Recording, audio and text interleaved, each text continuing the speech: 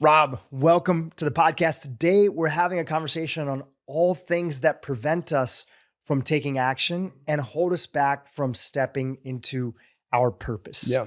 You have a new book. Yeah. It's called Level Up, and we're going to break down a lot of the lessons inside of there. One of the first sections of the book gets into this idea of what stops people from taking action. Mm-hmm. Let's start at the basics. What does actually stop? There's so many people listening today that have heard a great episode, heard a great tip, are motivated to exercise, where they want to clean up their diet. They want to take steps to live a healthier life on their road to 100 and maybe beyond one day, but they find themselves regularly stopped. Yeah. What stops them? I was sitting and writing this book, and I wrote an entire book and I trashed the entire book, and I was like, this isn't it. And I took a step back and I was like, I'm going to look at my podcast. There's 1,400 episodes of the Mindset Mentor. I was like, what do I teach? And it was like, 95% of them I realized is like tips and tricks to get someone to get out of their own way to actually do something. Because I hear people say like, I procrastinate all the time. I don't take the action. I want to do it, but I'm not doing it. And so I took a step back and I was like, okay, I'm going to write a book on like how to take action. And the original title of the book was The Psychology of Taking Action. And then my publisher was like, that doesn't sound too sexy. So we called it Level Up. And so when I looked at it, I was like, all right, if we're going to talk about taking action, why don't people take action? Like, what's the first question that pops into my head? So there's a couple of things. Number one is their identity that they have of themselves and who they think they are, which we can definitely dive into. That's one of my favorite topics. The second thing is the fears that they have, the fears, the limiting beliefs. And the third thing is if they're passionate about it or not. And so when you look at identity, it's one of my favorite quotes is Alan Watts, and he says, you're under no obligation to be who you were 5 minutes ago. And when we think like, this is who I am, that's one of the worst things that we can think of ourselves, because that keeps us in the exact same patterns we've always been in. And so the person where you can say, oh, well, that's just how I am. I'm shy. You know, it's like, well, not necessarily. It's just a pattern that you've developed over time. Are there some people who are a little bit more shy than others? Sure. But it doesn't mean that a shy person, I'm actually real shy, can't be outgoing if they need to be at certain times. And so the first thing is like who someone thinks that they are. And so like a good example, I always use fitness as an example because it's something you can like physically see, right? So if somebody's out there and they're like, well, yeah, I just can't lose weight because it's in my genes and my whole family is overweight. Sure, it's easier and harder for some people to lose weight than others, but is it absolutely impossible for someone to get in the shape that they want to? No, not necessarily. And so when someone says like, it's in my genes, it's impossible for me to do it, there's no reason to take any action at all. And so some people think to themselves like, I'll never be a successful business owner. Well, then of course they're not going to take the action that they really need to in order to grow the business. If they think I'm going to be overweight for my entire life, of course they're not going to take the action that they need to in order to lose the weight or to gain the weight or gain the muscle, whatever it is they want to do. If someone thinks like I'm unlovable because of the relationship with their parents, of course they're probably going to have some sort of issues with being in a relationship with somebody. And they're going to hold themselves back in showing themselves to that person or letting their guard down or being more vulnerable around that person. And all of them are going to eventually lead back to the original identity that they have in themselves, which is, you know, either I'm unlovable or I'm not good enough, I'm not smart enough, I'm not pretty enough. And so the first thing I talk about in the book is like just the identity that somebody has of themselves. Yeah, you have this great chart. Maybe we can put a little screenshot inside of the book. It goes, identity leads to actions. Actions lead to results. Results reinforce your identity. What's the relationship between our identity and also like our belief systems? They're part of our identity? For sure. Yeah. So I like to think of like your thoughts and your belief systems as part of the actual subconscious, mostly subconscious, but sometimes conscious identity that we have of ourselves. And what we think of ourselves is exactly the action that we're going to take, unless we're consciously trying to change it. And that's what I don't think a lot of people talk about is like, if I'm trying to change myself, I have to be very conscious of what I think of myself and what I want to think of myself and the actions that that's going to lead to. And so if I'm out there and, you know, like for instance, I've had in the past before in other relationships, I know a lot of people have, of like the feeling of like, I don't really want to open up because I've been wounded, you know, in the past with my parents, my father, you know, my father's an alcoholic. For context around people, parents got divorced when I was 10. He would say he would come pick me up and I'd sit on the front yard for like 2 hours. He'd never come pick me up. And so I started realizing like this feeling of when someone loves you, they're not always there for you. When someone loves you, they're not always there for you. And then I would get into relationships when I was younger and I wouldn't put everything into it, which would then turn into the relationship being something that would eventually go downhill. And then it would reinforce to me, see, you're unlovable. Or somebody ends up cheating on me. It's like, see, you're unlovable. When in reality, they were looking for what I wasn't able to give them from somebody else. And so that for me took me going, okay, with my wife, we've been together now for 10 years, of me being consciously aware when she would come in and be in my space of like, okay, shit, I'm starting to feel like nervous that someone is wanting to love me this much. Why am I nervous for someone like wanting to love me? And it took like me taking a step back and being conscious of myself and then being like, okay, it's safe to be vulnerable. Like she's safe to be around. She's safe to be vulnerable. And as I started letting my guard down, she started being able to get in more. I started being able to be in her space more, being more loving, opening up. And eventually that broke the cycle for me of like, I'm not lovable or you can't trust love. And so for me, that's just an easy example for a lot of people feel that way because of the way that their parents were or were not there for them.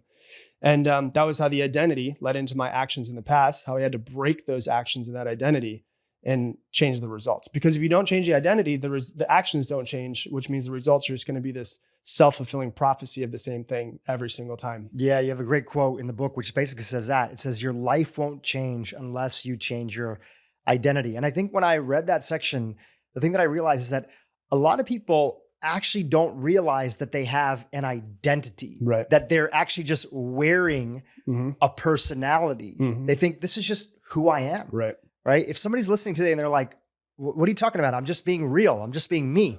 What do you want to tell them about identity and it being how we have multiple sort of parts of ourselves? Yeah, I mean, there's a really good. I'm real deep into therapy and cognitive behavioral therapy, and there's a part of therapy. It's not cognitive behavioral therapy, which is it called internal family systems, which is like inside of us, we have all of these different parts of us.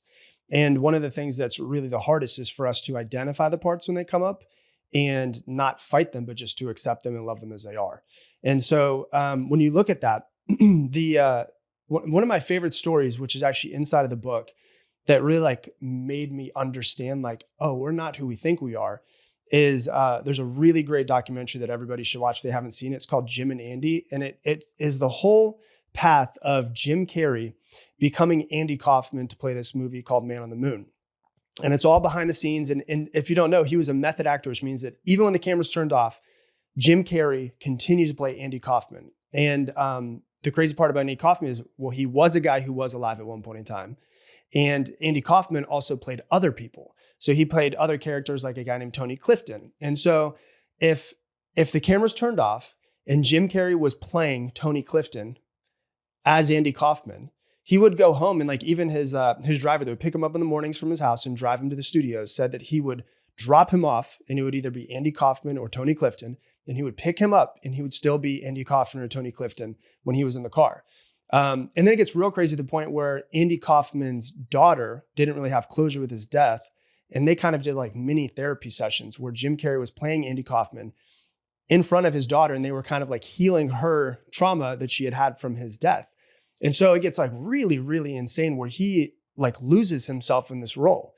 And when the movie stopped shooting, he was asked to play, Andy Kaufman again, like a month later in REM's song Man on the Moon.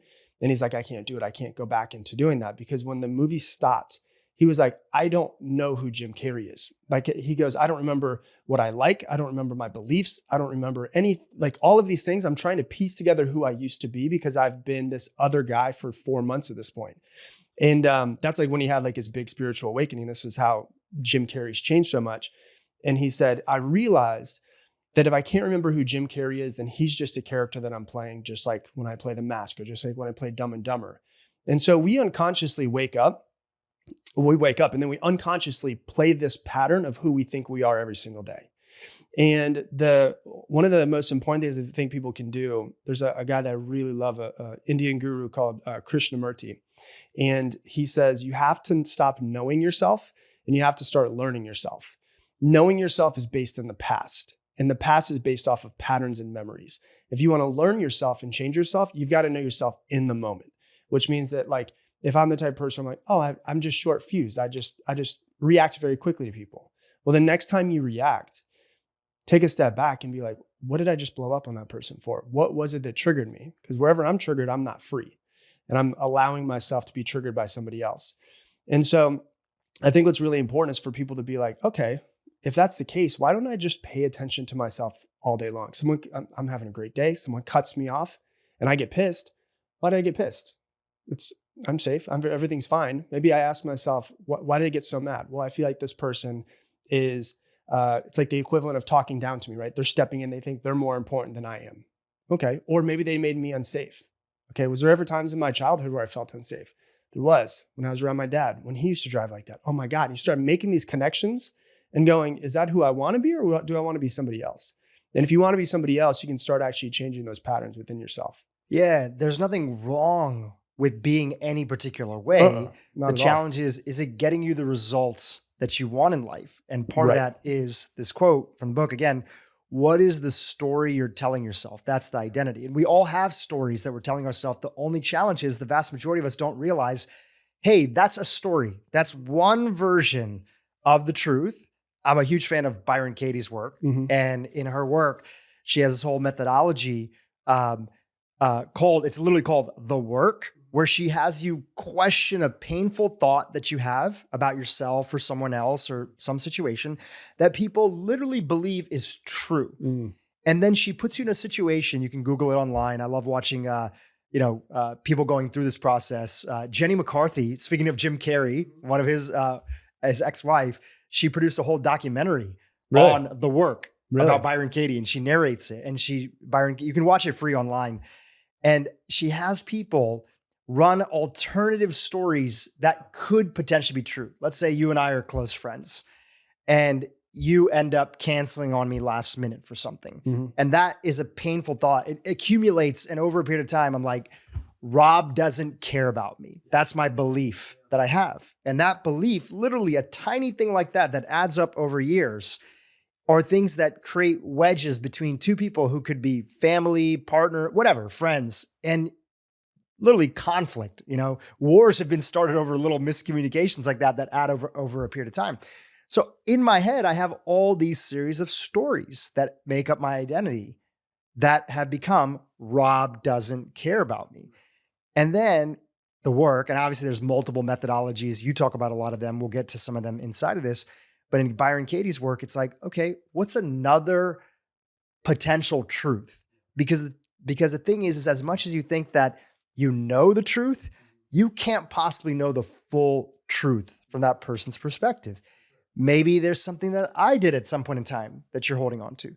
Maybe you're busy. Maybe you're going through so much turmoil in your family that you don't have the capacity to give attention to your friends at this moment right now because you're barely surviving. All those things are alternative realities. It's just that we tend to think that our version of the truth, our story, as you say, is the truth.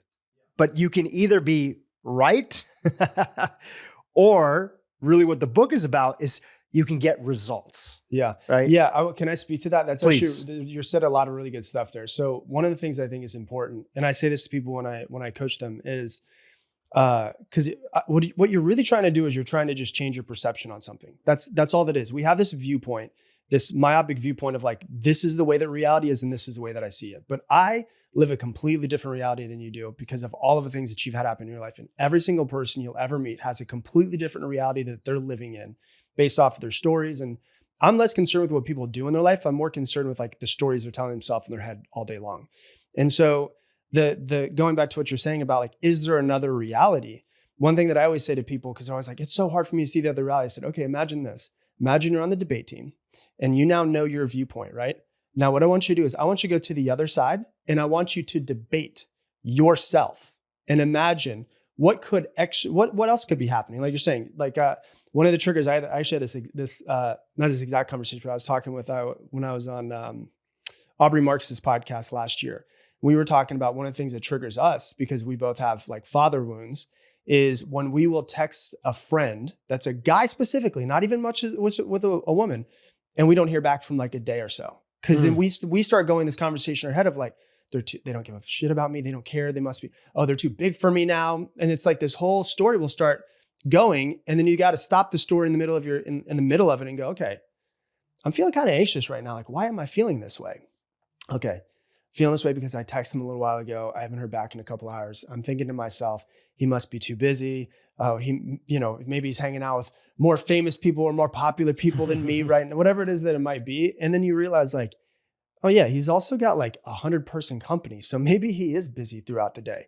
And it's like you're saying, it's like literally challenging your actual thoughts. And that's what they say in cognitive behavioral therapy, which is test the validity of your thoughts. When you notice a thought that makes you feel not good, whatever that not good is, stressed, sad, anxious, test the validity of it and be like, does this hold weight? Or is like, am I just building an entire story, this huge, house of cards on quicksand, and this thing can just fall if I just immediately ask questions that are correct. And so, or on the opposite side of that. And so I do think what you're saying is actually super important. People understand is like, whenever you notice yourself be triggered in some way, is there possibly another viewpoint that I can look through that can make me see like, yeah, maybe they'll text me a little bit later. Maybe a lot of people who have been like cheated on in the past, I've heard, they will get into a relationship with the next person and they'll text them all day long. And they're going out with their friends and they're like, where are you going? Why are you not texting me in the next hour? And they ruin the next relationship because they're squeezing too tight on this relationship because they're placing a story from an old relationship into a new relationship. So it's like, how can we just be a little bit aware of our thoughts, our identities, the stories that we're telling ourselves in our head, and just be like, is there maybe another viewpoint? And 99% of the time, there's like 40 other viewpoints of what could be other possibilities. It's an important message because when I read your book and I go through your content, I think about this is all about getting and reclaiming agency in life. Right. Most of us are responding to events in our day. We're responding to the media. If you wake up and you watch the morning news or TV, or that's somebody else's agenda for what's important in the day, might be helpful. Oftentimes, it's usually a list of the worst things that are going on in the world. So that's going to put you in a particular mood in the day. If you are planning your day out by primarily responding to email, that's again, other people's priorities. Of course, we all have to do email, but if you're not taking space for yourself to create agency and say, what do I want? Which is actually one of the most scariest questions for people. A lot of times people feel like, you know what? If I'm being honest with myself, I don't know what I want. And that's scary, but I know that I want something different. Yeah. And if you create more space in your life, if you start to question these stories, if you address your fear, which we're going to get to in a second, you have your whole first chapter is about fear, you can now create a little bit more space between stimulus of the world and your response. And now you can choose your identity, choose how you want to show up, which literally can transform your future, right? That to me is what I got from and it's what the like, book is it's about. like, just try it on for a day. Try being somebody else for a day and just see how it works. It's like, I'm wearing a black shirt right now. I just decided to pick this out, but I was wearing a gray shirt earlier and I was like, oh, you know what? I like this new black shirt. I'll wear this instead. But it's like, why don't you just wake up and be like, you know what? I'm going to be outgoing today. Just see how it works. See how people respond to me. Because as I change, people, it's like the phrase, like, if you wake up and you meet an asshole, you just met an asshole. But if you wake up and meet assholes all day long, you're the asshole. It's like everybody responds to you differently based off of how you show up. And so it's like, what if I just decide when I go to Starbucks and I get in line, I'm going to have a little bit longer conversation with the lady that's checking me out. And then while I'm waiting for my Starbucks to come, I just say to somebody and I give them a compliment. Hey, I really like your necklace that you're wearing. And just see what it feels like to be somebody that other than I am. So if I'm really shy, like, you know what, I'm going to try to be a little bit more outgoing today and just try that shirt on and just see how it feels. There's no harm in just trying to be somebody else for a day. One of the most helpful things that my dad did, because he saw that I was kind of shy growing up, we would have I have a big Indian family, tons of cousins every year since I was probably born, 2, 3, 4, 5 weddings a year. Yeah. Right. And Indian weddings Those are not big. small weddings. They're big. My sister's wedding was like 1,000 people. 1,000? Right. Not 1,000, 800, but Wow. very close. That's wild. And they're big fat Indian weddings, ton of family. It's an honor to be invited. So we're flying around the world all the time to go to these weddings because it's a big honor. And in the Indian tradition, it's a big, like other traditions as well too, it's a big deal. My dad would see that I was shy and I was starting to be like in middle school, at that age, you're hitting puberty. And he said that, when we're at these family events, you have to think of yourself as really a host and an ambassador for the family, right? I want you to go and welcome people. And I would say, Dad, I'm shy. I don't know how to do it. He said, it's not about you. Just make them feel comfortable, right? Ask them if they want something. Just pretend like you literally are in charge here. I'm like, but I'm not in charge. You're like, he's I'm 8 no, years you're part old. of the family. You're in charge here. Yeah. If, get them water, get them a chair, ask them if they're okay, ask them if they need anything. And I would try this on. I would walk around and I would just pretend like I'm in charge, right? And you walk differently when you're in charge. Mm-hmm. You speak differently when you're in charge. Mm-hmm. And that little tiny thing I kept into my adulthood. And it would be in situations, especially in business, as I've started multiple businesses throughout my career, when I would enter into a situation where I was like, I actually don't know what to do here. Okay, even if you don't know what to do, pretend like you're in charge. What would somebody in charge do? Who would they call for help? How would they approach the situation? How would they get clarity through action? It's a tiny little phrase, but it's stuck with me for my entire adulthood. That's awesome. Yeah. I love it. And it's just like, a lot of times people just want to stay in their comfort zones, and it's like, it's pushing you just a little bit further out. And as you push yourself out, you feel you realize it's safe. And as you feel it's safe, it's like, okay, I can do this. Like I have a friend, Todd Herman, who writes about like having an alter ego, and it's like, I don't have to be like the hardcore business person when I'm hanging out with my wife, but there's some times where I'm like, okay, I'm going to put this hat on and I'm going to take that hat off and I'm going to go home and I'm going to be this way with my wife. And so it's like, we could just try these things on and just say, hey, yeah, like in this moment I can be this way. In this situation, I'll be this way. When I go home and, I have to turn the business and the podcast guy off, I can just be this way with my wife. And it's like, there's no reason why we can't just try these things on and just see how they work for us. In terms of trying things on, there's a great concept in the book, and I'm going to jump around a little bit here. Yeah. Going back to a question that I shared earlier, I often hear from my community saying, you know what?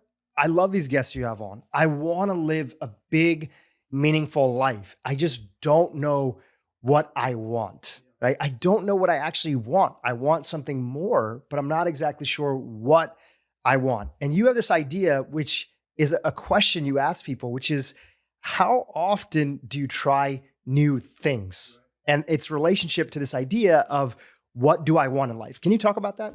Well, I mean, if somebody doesn't know what they want in life right now, there's a pretty good chance that they haven't found it, or they're not opening themselves up to, I guess there's two options, right? So it's like, number one is they're not opening themselves up and they're saying, well, I'm being realistic, right? And they're quote unquote realistic. And so that's the first thing of it. The other thing is like, maybe they just haven't found it yet. And so the one thing I've been saying for years now, like one of the quotes that people always repeat back to me, I say is that if you don't know what your passion is, completely fine. But now that you are aware that you don't know what your passion is, it is not okay for you to not wake up every single morning and be in constant pursuit to find what that thing is. Because there's something that's inside of you that is just like, maybe you haven't discovered yet. And so the thing is, and we all find ourselves, I found myself like waking up about 6 months ago and I was like, I feel like I've been doing the same thing for like 2 years, like the same exact patterns, Monday through Friday, Saturday, Sunday. And I was talking to my wife, I was like, let's just switch things up. Let's do stuff different. Like, let's hang out with people we haven't hung out with for a while. Let's go to new places. Let's travel new places, let's eat new restaurants. It's like, we get into these patterns of doing the same things over and over again, where it's just like, okay, if I'm sitting here and I'm going, you know what, I don't really know what I want. Well, why don't I just go try new things and see if I can find it? Maybe there's somebody who, the other part of it that's super important too is that I think is very important for people to hear is that your passion doesn't always have to be your paycheck. A lot of people think like, okay, well, I love riding horses. And there was that one time, like I had a student years ago who she loved riding horses. She would have children, like special needs children, come and ride the horses. And it was like, she loved it. It made her feel amazing inside. But she's like, I can't make any money doing it. And I was like, well, who says that you have to make money doing that? Maybe you have a job that you enjoy. It gives you a lot of free time. And then you spend as much as your free time taking kids and taking people who might have special needs or, children or that even older people and just taking them for rides on horses, if that's what makes you feel alive. And so for her, she knew what it was, but she wouldn't allow herself to step into it, which happens with a lot of people. It's like, kind of have it in the back of our head, but we're like, that's not realistic because I won't become a millionaire doing that. Right. And so I think that's the problem with a lot of people is they think like, I have to make $1 million doing this thing. I have to make six figures a year in order to do it. The other thing I think is important about passion is I've heard that there's two different types of people when it comes to passion. The first one is called a jackhammer, and the second one is a hummingbird, right? A jackhammer, like I can identify as a jackhammer, which means like I know what my passion is. And I'm okay working all day, every day for that thing because I'm so ridiculously passionate about it. Like I will die for the message of what I'm trying to work for. Like that's just like a jackhammer, like just gonna go through the wall if I have to. A hummingbird, if you ever see a hummingbird, we have a lot of them in Texas where I live, they'll go from flower to flower to flower to flower. And it's like a lot of people I think are hummingbirds, which is like you can go for, be really passionate about this thing for 3 years. Then it makes you feel good, it makes you feel great. And then you might go, you know what? Yeah, I feel like I've kind of done everything I could do here. I'm going to go find another thing to be passionate about. So I think the first thing is your passion doesn't have to be your paycheck. And the second thing is your passion doesn't have to be something that you do until the day you die. It could be like, this is one thing I'm just really curious about learning over the next couple of years. And I think if you take those two viewpoints and put them in, a lot of people are like, okay, there's not as much pressure. And I think I can start to look and try to discover what I could be passionate about for the next 2 or 3 years. I love that. I'm going to go into fear and the two types of fear that are there. But before we do that, let's give our audience a little bit of context of just your origin story, right? From what I understand, like you were in that place where you were a successful career, right? Things were working out financially for you. You were in the consulting space. Yeah, is that right? Sales consulting. Sales consulting. Mm-hmm. And kind of were going through a series of life changes where you thought like, I want something different. Walk us through that. Yeah. So I'll take even a further step back. So when I was 19, I started in a sales company and, was incredibly shy, never did any public speaking. And this sales company was just hardcore in personal development. And when I found personal development, I was like, oh yeah, this feels, I would never say, I think everybody should go to therapy at some point in time in life, but it felt like I was kind of becoming a little bit of my own therapist. There was a lot of trauma that I had from my father being an alcoholic, not showing up, all that stuff that I told earlier. I always tell people I had the best type of alcoholic father. He didn't hurt me. He didn't yell at me. He didn't touch me inappropriately. He got drunk and he fell asleep and forgot about me, right? So that's neglect though. So there's an emotional side of that side, right? But a lot of stuff comes with that. So once I found personal development, I was like, oh, I can start to kind of help myself and work through this. So I started with that company when I was 19. When I was 20, I was promoted to a assistant with them and started doing trainings. So by the time I left that place, I was 24 and I had trained over 2,000 sales reps, this huge team of sales reps. And the thing that I loved the most was teaching people what helped me improve myself. And when I left, I went and did sales consulting, and I was 27 years old and I was making like 250 grand a year. I was working from home. And I was like, I just feel completely unfulfilled. Like I was not depressed, but I could feel myself like getting really close to like being depressed with where my life was going. And so I was sitting at Jason's Deli with my wife. I remember specifically, and it was beginning of 2015. And I was like, I'm going to start a podcast. And she's like, okay. Because podcasts weren't like huge back in 2015, right? Like it was hard to tell people how to listen to a podcast in 2015. There was no apps on your phones to listen to them, all of that stuff. And she's like, why? And I was like, I just feel obligated to teach people what's helped me. And I was like, she's like, I don't know if you can make money doing that. I was like, I probably can't, but like, there's something inside of me that needs to come out. And so I started the podcast. And as I got more into the podcast, I started hating what I was doing on the other side even more.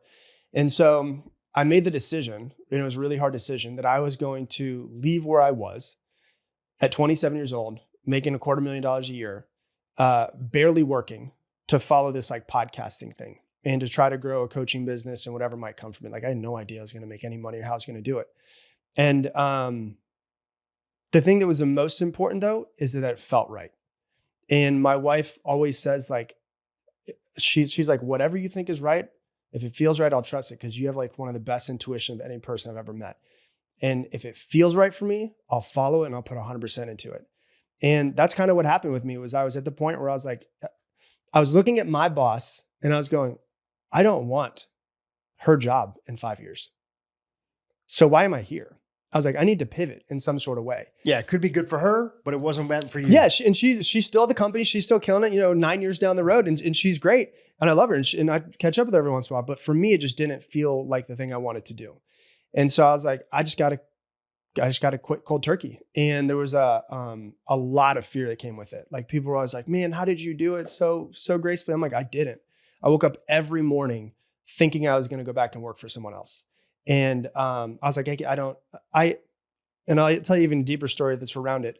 I was in so much fear that about 4 months after starting the podcast, about a month after leaving the job that I was at, I was like, I'm going to go work for someone else. And as I had this thought, my sister, I was at her house and she goes, hey, have you ever seen this box of dad's stuff?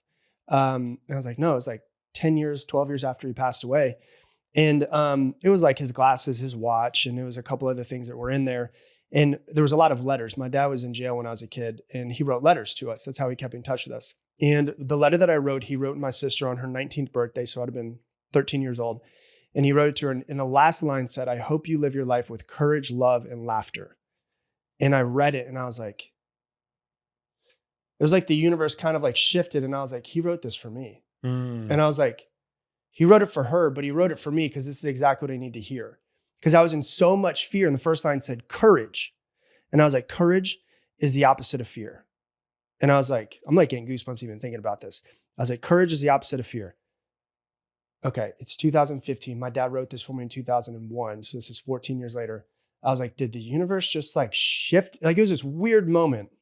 And I was like, I got to commit. I was like, how do I commit to this thing? And I was like, I'm going to get a tattoo. I was like, and I had no tattoos at that point. So I literally on my arm right here, you can't see it, but it says, live your life with courage, love, and laughter. It's my dad's handwriting blown up and put on my arm. And I was like, I'm either going to succeed at this thing or I'm dying. I'm going to die trying. There is no other option for me. And when I like made that full on commitment, everything started falling into place after that. Yeah. And it wasn't that it wasn't tough. It was It tough. was so hard. Yeah. It wasn't that there wasn't fear. There was So a much ton fear. of fear. And yet you still move through that. And that's what your podcast and your coaching is all about. Mindset Mentor. Obviously, it's a podcast. We'll link to it below. People can follow it, if they're not already following it right now. And a lot of those key lessons and themes that you talk about there, you put inside of the book, Level Up, a link in the show notes as well. Yeah. A couple things that I want to go into as you're, sharing that story. And thanks for sharing that story with our audience. Yeah. You mentioned that like you were following your energy. Mm-hmm. And this is another great quote that I heard from actually your interview with Lewis Howes that you guys did together that I wrote down. He's the only other interview where I've ever talked about the thing on my arm. That's funny. Yeah. I love that interview. I know Lewis, he's great. You're obviously great. Yeah, this quote you shared, God/the universe, whatever people's religious beliefs are, speaks through you through energy, speaks to you through energy, right? And I think that that's one thing that's super important in this process here is that going back to that hummingbird concept is that we all may not know what we're ultimately, like, I don't even know what I'm ultimately meant to do. And I'm not obsessed with that idea. I'm just doing what I'm meant to do right now, what I enjoy. And often I'll follow that aspect of what adds energy to my life, what fuels me, that even if it's tough, even if it's challenging, even if I'm unsure, even if there's a ton of fear, I'm going to follow the fact that I feel lit up by this idea or concept that I want to pursue. Can you chat a little bit more about that? Yeah. And this is, when I look at everything, I sit in silence a lot by myself. And I try to learn a lot. Like I'll go on my back porch and it's all trees that are outside. And I'm like, I'm part of nature. What can I learn from nature? And I always like sit there and I'm like, what can I learn? And when you look at like nature, when you look at quantum physics, when you look at all of it, everything in this world is energy, right? So like I'm energy, this hand is just energy. It's just moving atoms. This desk that's this desk that's in front of us, this is energy as well. It's just slower moving than my hands. And so I'm like, what's the thing that holds everything together? And it's like energy is the thing that holds everything together. And what I've found is that if something doesn't give me energy, it's not the thing that's for me. But there's some things like, for instance, I will get done with this podcast episode and I will have way more energy than when we started. Like just, it comes out of me. Like it just gets me excited. It's not because of like having coffee or anything like that. It's like, I get more energy from doing this thing. I think a lot of people underestimate how much energy is stolen from them from doing things that they don't want to do, right? It takes way more energy to drive to a job that you hate than to do something that you're truly passionate about. And so when you find something that truly lights you up, and you feel it and you're like, this thing I feel like I have more energy. I get excited when I think about this thing. That's usually the thing that's meant for you. The problem is it's not blatantly in our face all the time. It's kind of, we have to take a step back and be like, how do I feel? Oh man, like I feel really drained right now. Okay, this probably isn't meant for me. And I've had a lot of people send me messages be like, Rob, I quit my job because of you. And I'm like, I don't know if that's a good thing or bad thing. I hope you don't have like a mortgage you got to pay. So if someone's out there and they're like, yeah, my job doesn't give me energy. Okay, well, you might have a mortgage and children, all this stuff, but like, could you come up with a transition plan? Like over the next 2 years, I'm going to decide what this thing is. I'm going to figure it out and start saving up money to transition out of this job. I don't think people should just quit immediately, especially if they have responsibilities. But I think just getting to the end of your life and just regretting what you're doing is probably the saddest thing that could happen to somebody. And so I think what's most important is like, I believe, and it's my personal belief, that God speaks in the silence. When I sit in the silence, and there's no religion that's behind this, it's just the way that I feel, is like, if I can be silent and I can listen and I can be like, how do I feel right now? When I think about going and doing this new thing in my business, I'm like, yeah, I'm feeling kind of anxious right now. Okay, that might not be the thing for me. But if I think like, well, what if I did this event coming up in 6 months and we have 1,000 people there? And I'm like, oh my God, that's super exciting. There's probably some message that's in there. And so I think it's just about being silent a little bit more, not being, I deleted Instagram and all that stuff from my phone so I could just have more space just to like listen. And that's what I think a lot of people should do, is like, just be alone with yourself a little bit more and be like you question you said earlier, like, what do I want? And the question could be, what do I want? It could be extremely vague. Or you could say, what do I want in my relationship with my wife? What do I want in my relationship with my children? What do I want in my career? What do I want in my bank account? What do I want in my traveling? What do I want? And you just ask yourself those questions, and you can get a pen and paper and just start writing down all things you want. And if something gets you excited in there, that's probably something that's meant for you. Sometimes people write things down, they get excited, and then the next thing that comes up for them is this statement either to themselves or other people that I want that, but I'm afraid to pursue it. So the whole first chapter of the book is all about breaking down fear. You get into the top fears that people have, but first there's sort of this important concept that you share with the audience about the difference between real versus imagined fear. And we've all heard some variation of this, but it's so important to understand our relationship with these two types of fears and how they're holding all of us back, right? Even there's times where I realize like, oh my gosh, is that an actual thing? Is that an actual fear? Or is that something that I just made a part of my identity because of some sort of, past experience? So Can you set up the topic of fear? Yeah. I mean, as humans, we're animals and we're always trying to protect ourselves, right? So that's really what it comes down to. In this moment, like in my comfort zone, I know I'm safe. Outside of my comfort zone, I don't know that I'm safe because it's something I've never done before. And so when you look at fears, like I love this topic because they're like, so many people just don't do something because there's some sort of fear. And, the fears that I always hear the most when I ask people and I have an audience in front of me, it's like fear of rejection, fear of other people's opinions, fear of failure, fear of success, fear of not being loved, fear of disappointing other people, not being able to pay the bills, all that stuff. Right. And when you look at it, and the way this came about for me, I had a friend, Chad, that went and lived with a native Brazilian tribe in Brazil. And so when I say native Brazilian, like he had to fly to Brazil, he had to go on a boat for 2 days through the Amazon to get to this tribe. And he lived with them for 40 days and he lived in a teepee. They have almost no outside contact. And to the point where he literally had to have a machete in his hand everywhere he went. And he was like, because he had to sleep with him also in his teepee next to him because stuff would walk in the middle of the night. And he would go hunt anacondas with him. Like I'm talking like literally in the middle of nowhere. Right. And he's the one who kind of clicked this into my head. And I started researching and going deeper into it, is he would have to walk with machete everywhere. And he said, because if you saw a jaguar, that thing's been following you for a long time and it's okay being seen because it already knows that it's coming after you. And I was like, what was that like? He was like, it was like the most fear I've ever felt in my entire life, but the most alive I've felt in my entire life. And he looked me like dead in my eyes and he goes, you want to know the craziest part about it? Not one of those people is depressed. And he goes, you want to know why? They don't have time to think about anything other than survival. And so I was like, interesting. Tell me about that. We basically talked about like, he goes, when I came back to America, I realized everything that I was afraid of had nothing to do with my survival. Nothing to do with me living. It was all of these things that I made up in my head. And so then we started talking about, okay, so there's primal fears, which is a primal fear, the way I define it. And this isn't saying like, just FYI out there, like saying depression isn't real. I'm not saying that any sort of way. But what I'm saying is, there are some times where people can take a step back and be like, am I just, going down the wrong route in life? Can I change things up? All of that stuff. But really when we started breaking down, it's like primal fears are pain or death is attached to it. Right. So like if I'm on the edge of a cliff, yeah, that's a primal fear because I could fall off the edge of that cliff. But if I'm sitting there and I'm like, well, I want to post this thing on Instagram, but what is my mom going to think about me? That's not a primal fear. That's what I call an intellectual fear. And so a primal fear is pain or death is attached to it in some sort of way.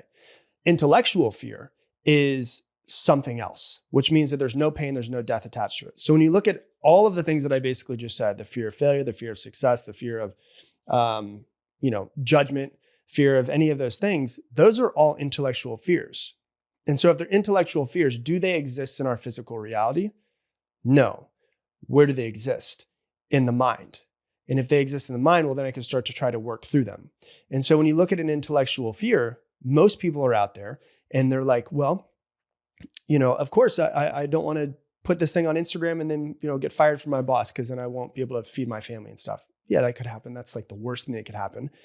But when you look at intellectual fears, the first thing that came into my head was, okay, if I'm going to have fears, how do most people, we can identify them. But when you identify them, the very next question is, okay, well, how do I overcome this fear? And I remember specifically when I was writing this book, what I would do every day is I would write and then I would go on a drive and I would listen. I listened to a lot of, spiritual gurus and stuff like Krishnamurti. Like I was saying, I was listening, I think it was Sadhguru I was listening to, and I was like typed in overcoming fear. And the thing that I put inside the book, which is the thing that like is one of the most highlighted that I can see when I go back inside a Kindle and I can see what people are, highlighting in the book, is on page 17 of the book. It says how to overcome your fears. You can't overcome something that doesn't exist. And so we're constantly trying to fight our fears, but our fears aren't even actually real if they're intellectual fears. And so what we're doing every single morning, say my fear of failure is what I'm dealing with, right?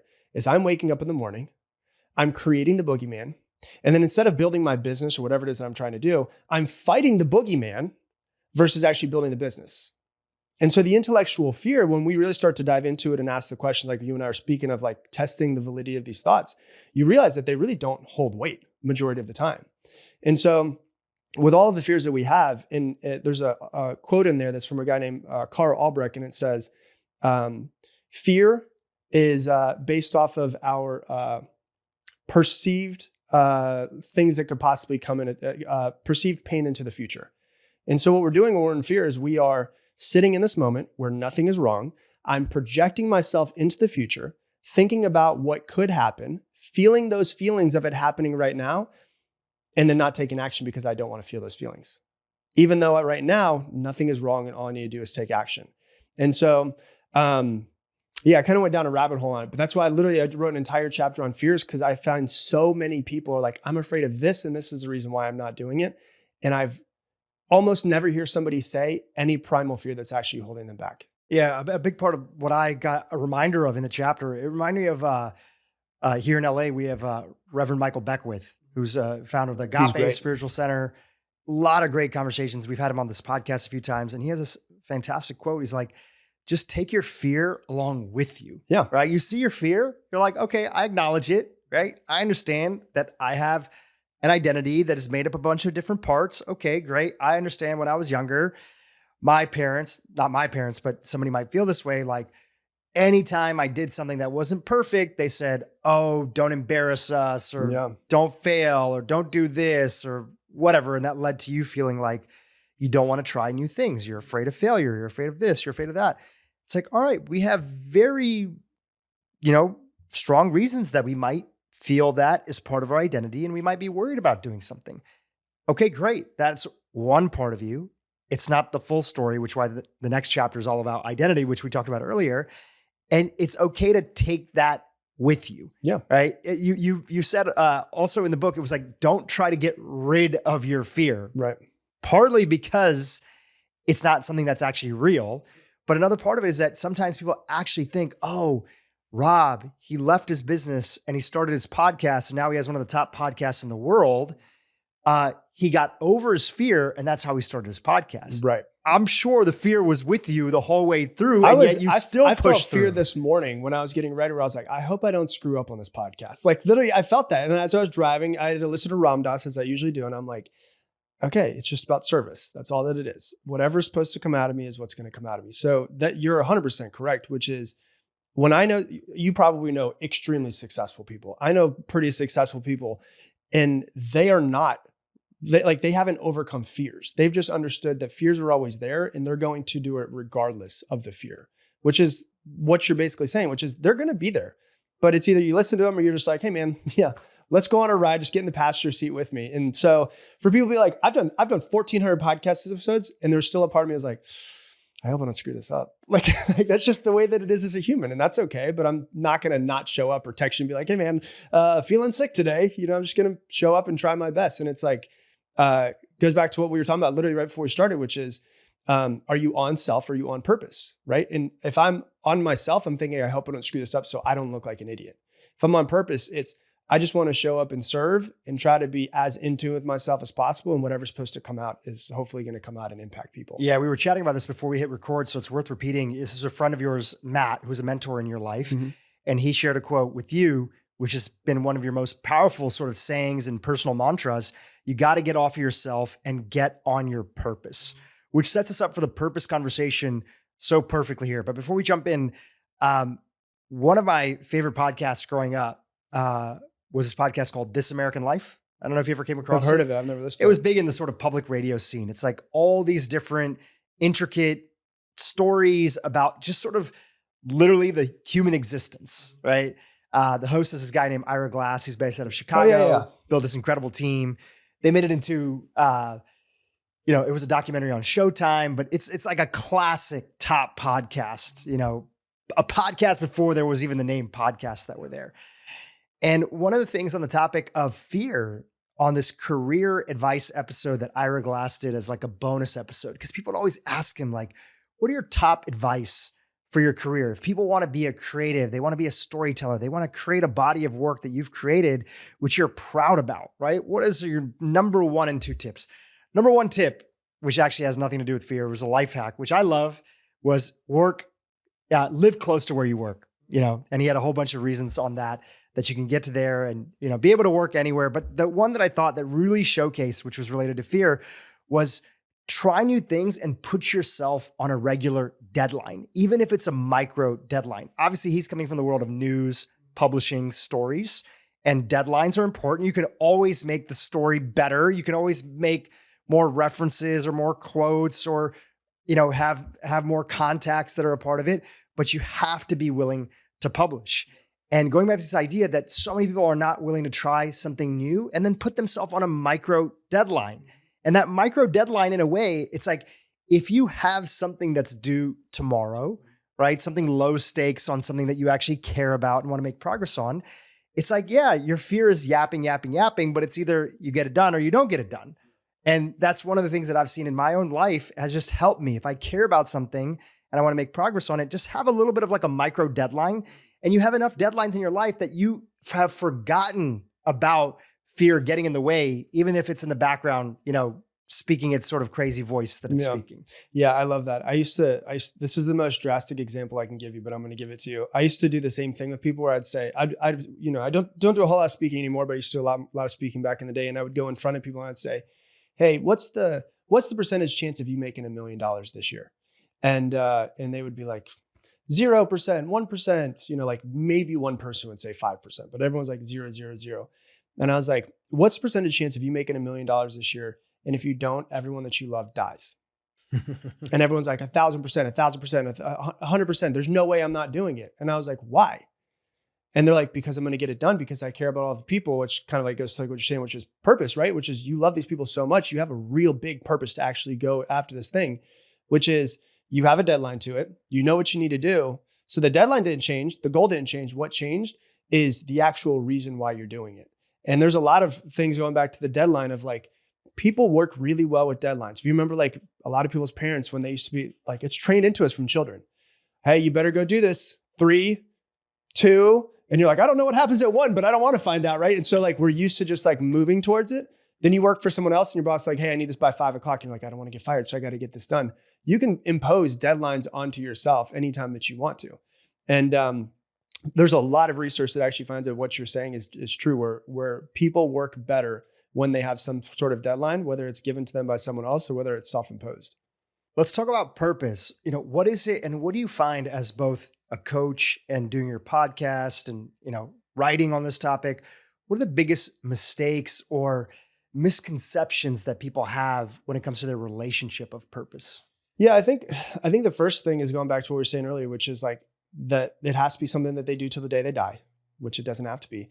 And it has to be something that makes them, extremely successful. And I think that more than anything else, we all have to pay the bills. That's just the way that it goes. We're not really going to, unless we, want to remove ourselves from the society, but we all live in society where we have to pay bills. So there has to be some form of work that happens. And whether that's how their passion is how they make money or not, is completely up to them. But for a lot of people, what I think is you're also going to have a lot of time outside of work. And so if you can't figure out a way, say I find my passion, right? If I can't figure out a way for me to make money on that passion, can I figure out a way for me to have a job that pays the bills that I at least enjoy, so I don't hate my life when I wake up in the morning and have to go somewhere and do something, but at least gives me as much free time as possible to be able to do that thing that I love. And so I think that for me, I was very blessed. The worst day of my life was also the best day of my life. And that was the day that my dad passed away when I was 15, because he was the very first person that I ever knew that passed away. And it was very apparent to me, oh, this is ending one day. And I remember sitting in the room with his casket the day before his funeral, and we were on a little tiny couch, and he was right there. And we were in the viewing, and it was me, it was my grandma, his mother to my right, it was my mom next to her, and it was my sister next to her. And I remember thinking to myself, this guy was such a dreamer. Like, he was an incredible person, right? But he was such a dreamer, and he never brought any of it to reality. And I remember sitting there thinking, I'm not going to be that. Like, the thing that I am going to do is I'm going to take whatever I end up being passionate about, whatever my dreams are, and I'm going to work my ass off to make sure I bring that into my reality, because I know I'm going to be in this exact same position one day. And when I get to this position, I don't want to have any regrets of, I wish I would have done something different with my life. And I think that for most people, like, even going back to fear, I have all of the same fears that everybody else does. But the fear that's the strongest for me, that drives me to work in my passion, is I don't want to get to the end of my life and regret. That's way stronger than any of, like, I hope I don't get judged today. I hope that I don't put up this post and somebody says, oh, this guy sucks, he doesn't know what he's talking about. Right. And so I think that for me, it's like, I luckily have discovered my passion and the thing that I really believe in more than anything else. And with that comes the fear of, oh, now I've got to go take this action. And I can feel all the other fears, but the one that's more omnipresent in my life is like, I don't want to get to the end of my life and wish that I would have done something different. And so I think that the biggest misconceptions that people have around their purpose is what we spoke about earlier, which is, that it has to make them $1 million, or that, it has to be something that they do until the day they die. You talk about your dad very openly and have brought him up. You write about him in the book. You've mentioned him on podcasts. I had a question for you on the topic of your dad. We've had on, if you're familiar with the work of Dr. Gabor Mate, he has this great quote. I love Gabor Mate. Yeah, he's incredible. Talks a lot about addiction. Yeah. And obviously, your dad was self-medicating, as you mentioned. He was an alcoholic. For sure. And Gabor asks, he says, when somebody's addicted to something, alcohol, drugs, whatever it might be, he says, don't ask why the addiction, ask why the pain. Right. Because so much of our life is shaped by our early childhood. Mm-hmm. What do you think the pain was that your dad I know what it was. running from? Yeah, so I know what it was. And I luckily knew what it was as a child. I didn't know the severity of it until a couple, I think my dad's dad killed himself when I was a kid. I didn't know the severity of it until a couple years ago, about 5 years ago, when my grandmother actually, my dad's dad, or my dad's mother, goodness, actually shared it with me. So my dad's dad was and this is why I love Gabor Mate, is because I always consciously knew what Gabor Mate shares, which is addiction. All addiction comes from trauma that hasn't been worked through, or hasn't been healed in some sort of way. And I always thought that that's what it was until I heard him say it, and I was like, okay, God, this is great. Somebody's actually saying it, that there's really, as a professional in this space. So when my dad's father, I'll just tell the whole story. My dad's father worked for a company called Monsanto, which most people know is like one of the worst companies that's out there. And he developed stomach cancer from being in their in their facilities and working inside of their factories in Columbia, Tennessee. Wow. And he developed stomach cancer. So he went from a deacon into the church to self-medicating because he was in so much pain. And he was in so much pain, he had these Your grandfather. My grandfather, yes. And so he started drinking alcohol because he just wanted to stop feeling it as much. And then it got to the point where it was so much, my dad was 12 years old in the middle of the night. He just heard a gunshot go off. And my father ran into the room at 12 years old. And my grandfather had shot himself in the mouth with a shotgun. And that's what my 12-year-old dad saw. And so a lot of people like to look at their parents and be like, well, if they would have just been different than that. Right. And I look at it and I'm like, I knew that my dad had some demons that just weren't overcome. And so for me, it was like, that's why I'm so passionate about what I do. And I'm so blessed that I was given this life and had that father that I had, was because I know what happens when someone doesn't heal himself. And so then I can look at it and be like, yeah, I don't want anyone to have to go down that route that my father went down. And so his pain was that, yeah, he walked into the room, woke up the next morning after everything happened. His father's dead, and he was a 12-year-old boy that is now the man of the house with his mom, who didn't know how to handle it, and his two younger sisters. And so, of course, he had pain from it. But when you grow up in rural Tennessee and you don't really know what to do, he never went to therapy, any of those things, he never really overcame it. And the way that he was able to numb, what he found was through alcohol. And many people go to alcohol, some people go to drugs, and those are the ones that were like, in society, we tend to like shun those people. Oh yeah, well, they're drug addicts. Oh, they're alcoholics. Look at, on the drive over here, there's a lot of people that are homeless in the street. And I'm like, man, I just like feel for those people because there's something that's probably not healed within them, right? All adults are just children in adult bodies is basically what it is. And a lot of us have unhealed trauma.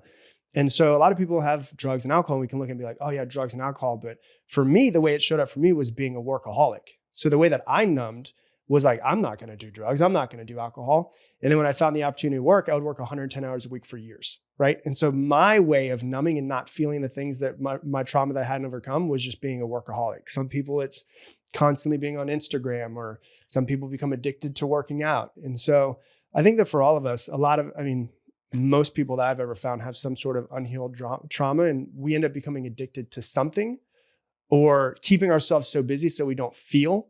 And that's why I say, like, I like to sit in silence, because I want to feel the feelings and go, what are these feelings? What do I need to work through? And so, yeah, to answer the question, that was my dad's story, and he just never overcame that. I had a mentor. He was from the Jain community, Jain. It's a religious and philosophical tradition from India, very similar to Buddhism. It's the side that my mom comes from, the Jain tradition. And he was one of the first Jain monks to leave India and sort of set up like a Jain association here in North America. And his name was Chitrabanuji, Gurudev Chitrabanuji.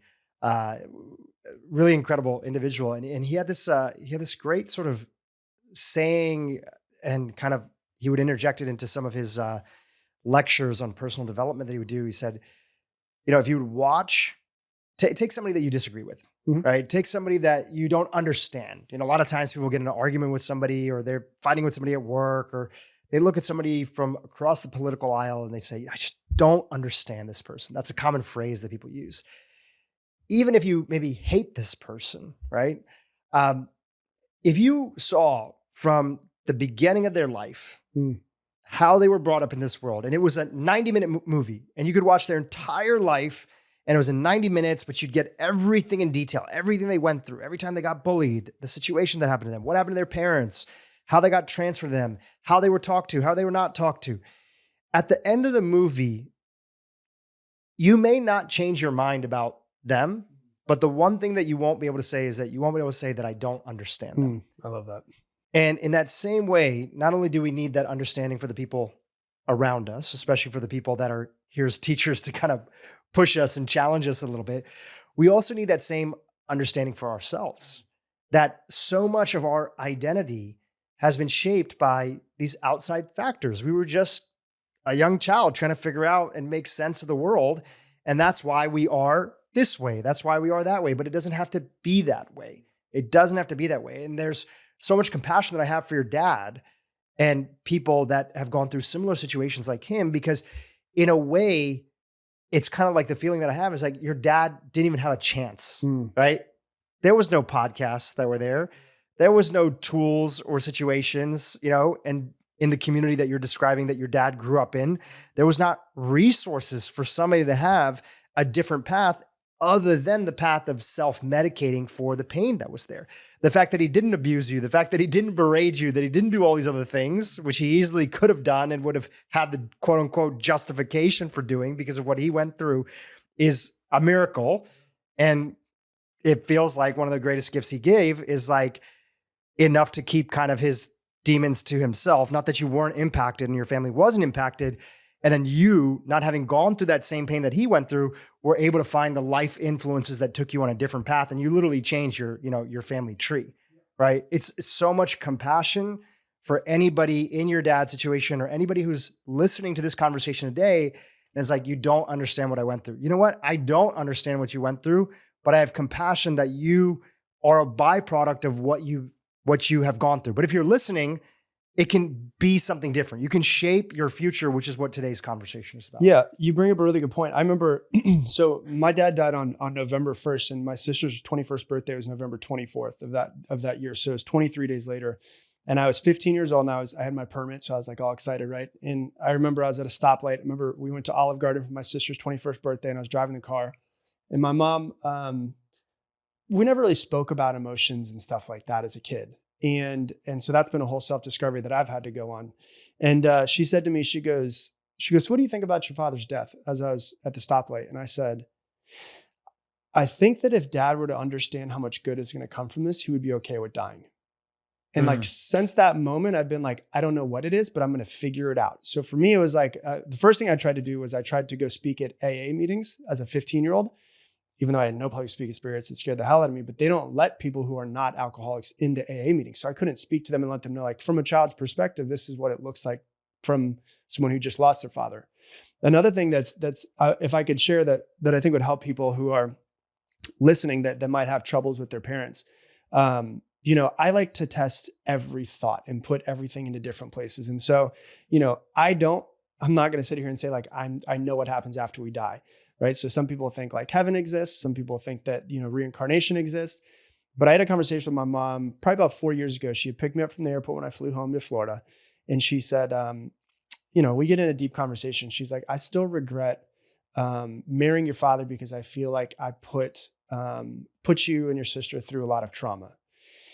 And I said, okay. And I shared with her like, hey, well, play this game with me real quick. Like, let's say reincarnation does exist, right? And our soul just bounces from one body to another over years and years, maybe 1,000 times. And I said, how would it change your perspective? And I want everyone to think about this if they have some sort of trauma or issues with their parents. How would it change your perspective if, 200 years ago, there's like Debbie right here and there's Rob right here, and both of our souls are kind of sitting there, and, you flip through like a karaoke book, and you're looking through it. And you're like, okay, Debbie, okay, she's going to be married to a guy named Steve. She's going to be born in Michigan. All these things are going to happen. Oh, this is interesting. Steve's going to become an alcoholic, and they're going to get divorced, and Steve's going to pass away when he's 48 years old.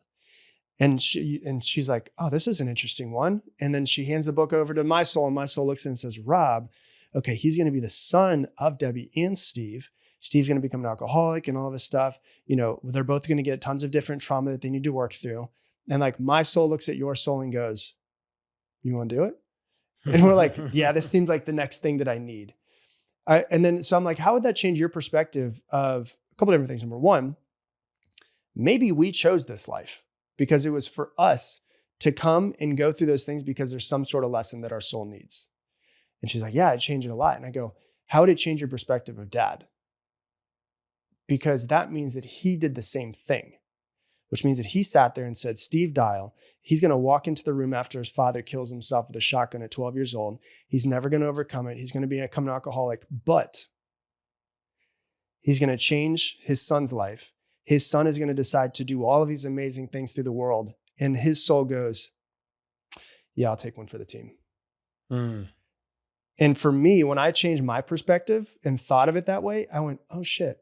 My entire life, I thought that I was more enlightened than my dad. I thought that I knew more than he was. Why couldn't he overcome all of his trauma? Now I have to deal with it. And then it flipped my mindset to, oh God, what if he did this for me? and for the greater good of all the good that's going to come from this. And I never saw him as anything less. And I was like, maybe he's a more enlightened being, because he came and actually gave one for the team in order for us to all improve. What I love about that is that really you're expanding on this idea, which is, what if you came up with your own story, right? We could tell ourselves any story. That is one story that you can tell yourself, but that story brings a sense of peace inside of you. Mm-hmm.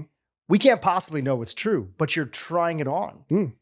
And with you trying it on, there's a different relationship that not only you have with your dad, Mm-hmm. his own life, his understanding of what are the circumstances that led up to it, but also an understanding of, why did reality happen the way that it did to me? I chose this. You chose this. I'm not a victim anymore. Which means when you're not a victim, you're stepping into the law of responsibility, that now I have agency. What do I want to make out of this situation? What do I want to create?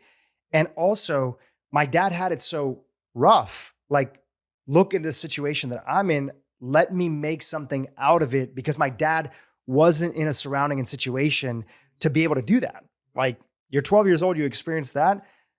Your life is going to be incredibly tough. Most of us in that situation would have ended up in the same boat. We all think we're so strong. You end up in a situation like that, you would end up in the same boat. It's those experiences that often shape individuals. So I love that, because it's a real world example of the toughest thing that somebody could imagine. A parent, passing early, passing at a young age. You're now the man of the house. One of the toughest things that somebody could imagine. And now, how do you make meaning out of that to shape the future of your life? Yeah, for sure. And I think that that's the most important thing, because all too often people are kind of like, well, I just want my life to change. I want things to be different. And I think that it comes with the decision of like you said, and I think it's somewhere in the book, is like, your life, in order for your life to change, you have to change. You have to be the one. There's no one that's going to come and save you. And so you've got to go, you know what? Yeah, like I need to change. I need to change my view of myself. I need to change my fears. And the only one that's going to take action in my life is me, is going to have to be me. So if I'm going to change my family tree, if I'm going to change the traumas that have happened, I'm going to have to be the one to work through it. I saw a reel that hit home with me a couple weeks ago before I deleted Instagram. There is some good that comes from it, that's for sure. There's definitely different perspectives, but I was like, I'm just going to step away for a little bit. I've done it a few times, and it said trauma runs through families until someone has the strength to feel it. And it's like someone, and those people are the teachers, and that said something like people are the teachers and the trauma, the shamans, where there's pain and it just continues to keep going through family from one person to another. It just changes the way that it looks until one person goes, yeah, no more.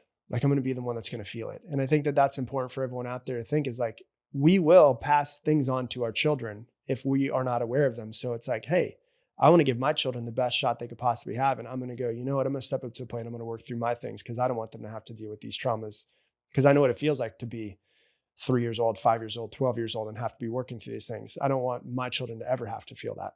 Yeah. We hopefully want to live in a world where increasingly we're making progress towards that. A lot of people look at the world, and especially if you follow the news, you just think that everything bad is happening all the time and the world is going to shit. And there are plenty of problems in the world. Always will be, right? yes. There's plenty of problems. There always will be.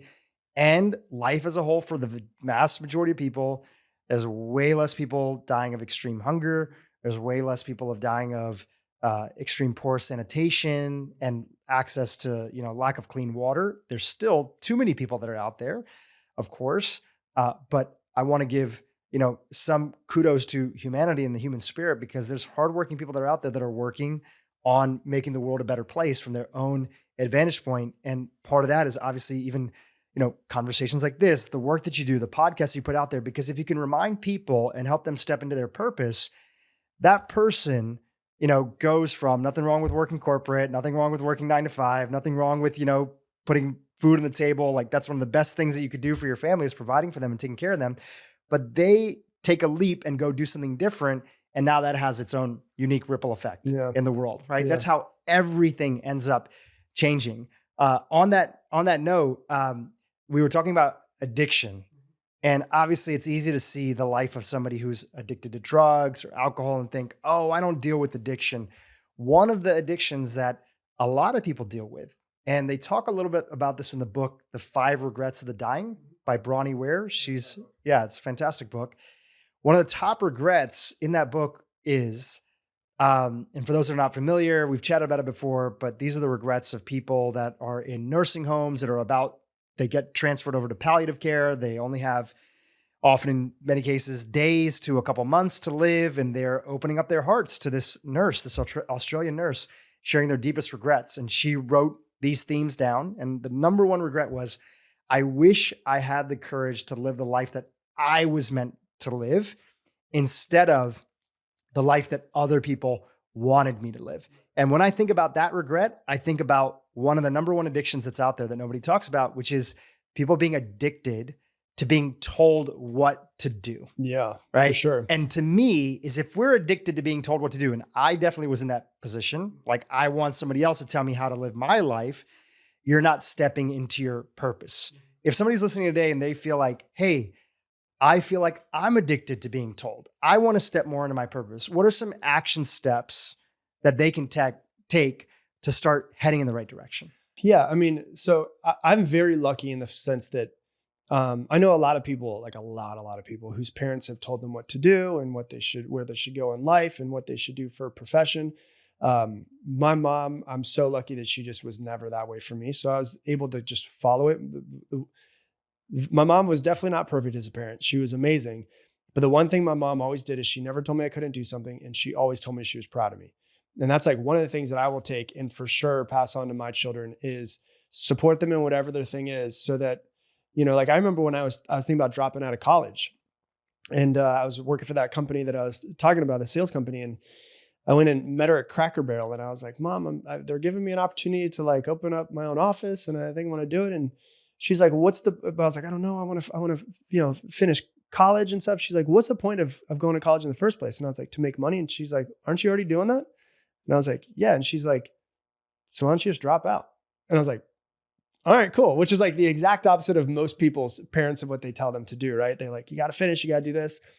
So I think the thing that's most important, and I love that you brought that up because I was actually thinking of about 20 minutes ago, we were speaking of that exact same thing, which is the people's number one fear, which is I wish I lived a life that was true to myself and not the life that other people expected of me.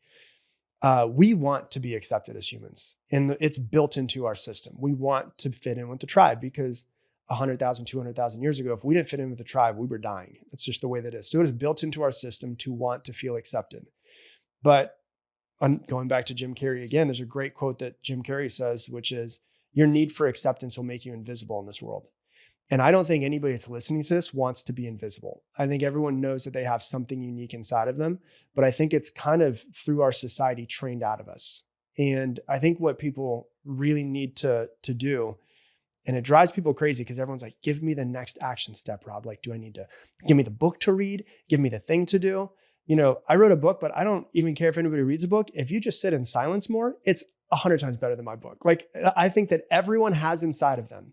I fully believe that everyone has inside of them, if they're quiet enough, every single answer that they need to find. Whenever I do events, which I do them very, very rarely, the majority of the time is me teaching a little bit, but asking deep questions for someone to journal and then speak about with another person. Because I believe that I don't have anybody's answers for themselves, but I do believe that everyone has infinite intelligence that lives inside of them, but they're just not coming in contact with that thing. And so I think first off, if somebody's in the position where it's like, yeah, maybe I went to this job and became a engineer because my dad was an engineer and he told me I need to become an engineer, but I hate being an engineer and I want to do something different. Well, it's like, okay, you developed that awareness, which is good, and so now you have the awareness of I don't want to be here. So the next question is, well, where do I want to be? And with that is self-discovery, right? So like, what do I want? What makes me come alive?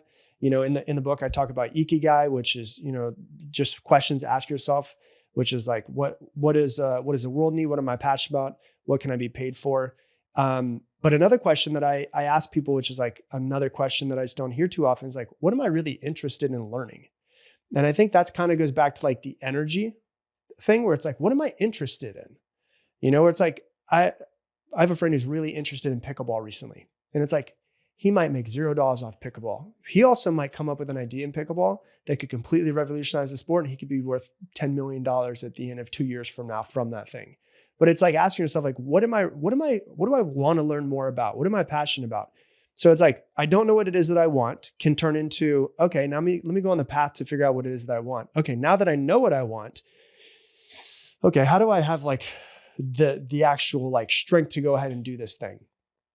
I think that everyone needs to just understand that you need to get better at trusting yourself more in your intuition that exists inside of you. Because I think what we tend to do is we tend to look to other people to reflect back who we're supposed to be and how we're supposed to act.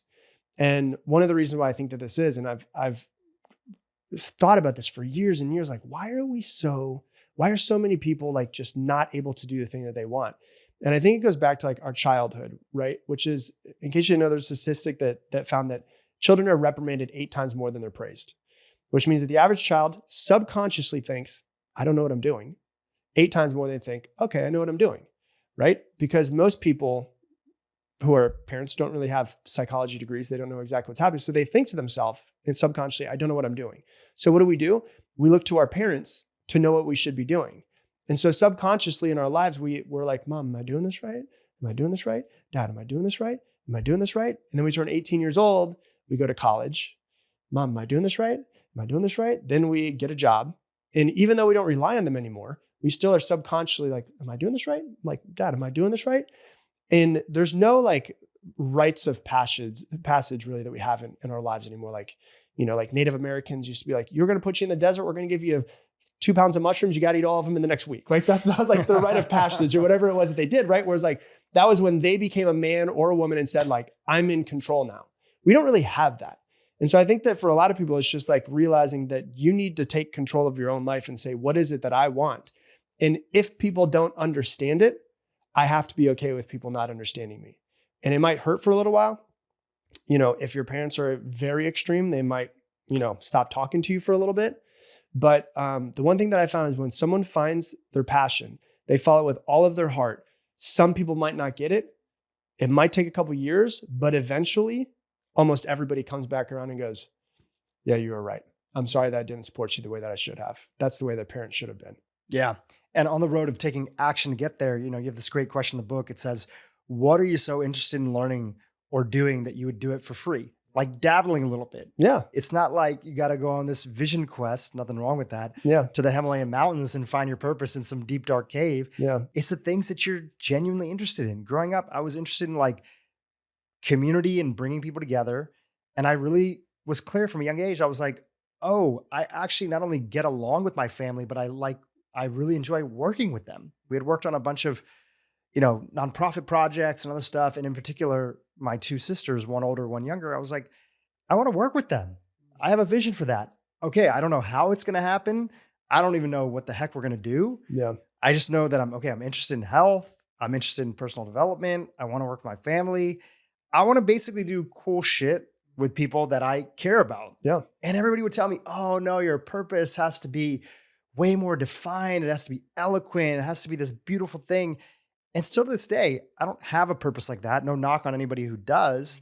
It's just, I love to do cool things with my family in areas of my life and topics that I'm interested in. Yeah. And we're just going to keep on doing that until one day I decide to go in a different direction. Yeah. Right. Well, what's cool about it is like, you actually bring up a really good point that I've actually not really ever thought about, which is, I think what might hold a lot of people back is they think it has to be like extremely clearly defined and they have to see the entire path.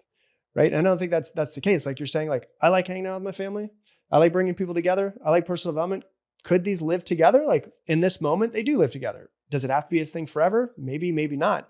And it's like, I've never sat down and been like, my purpose in life is this, right? Like I've never actually done that. I don't know if I'm supposed to, maybe I'm doing it wrong, but I have this feeling of like, okay, I know what my dad went through. I know what I went through. I've gotten myself free from a lot of those things. Can I just teach other people what I've learned? That's just kind of my purpose. That's it. There's no like, the reason Rob Dial is alive. And I've never like wrote that stuff out like a mission statement any sort of way. So it's like, yeah, I think you're on a right path, which is just like, what are a couple things that you enjoy? Can these live together? They can. And it's like, you don't have to do it forever, but it's like, you're having a good time doing it. Things are going pretty well. And might as well ride this wave and see how far it takes us, Yeah. And maybe one day you'll come up with a tagline that makes it all make sense to the outside world. I know you mentioned before we started recording that I think either later on today or tomorrow you have the Jay Shetty podcast, right? I think his thing is like, my purpose is to make wisdom go viral. Yeah.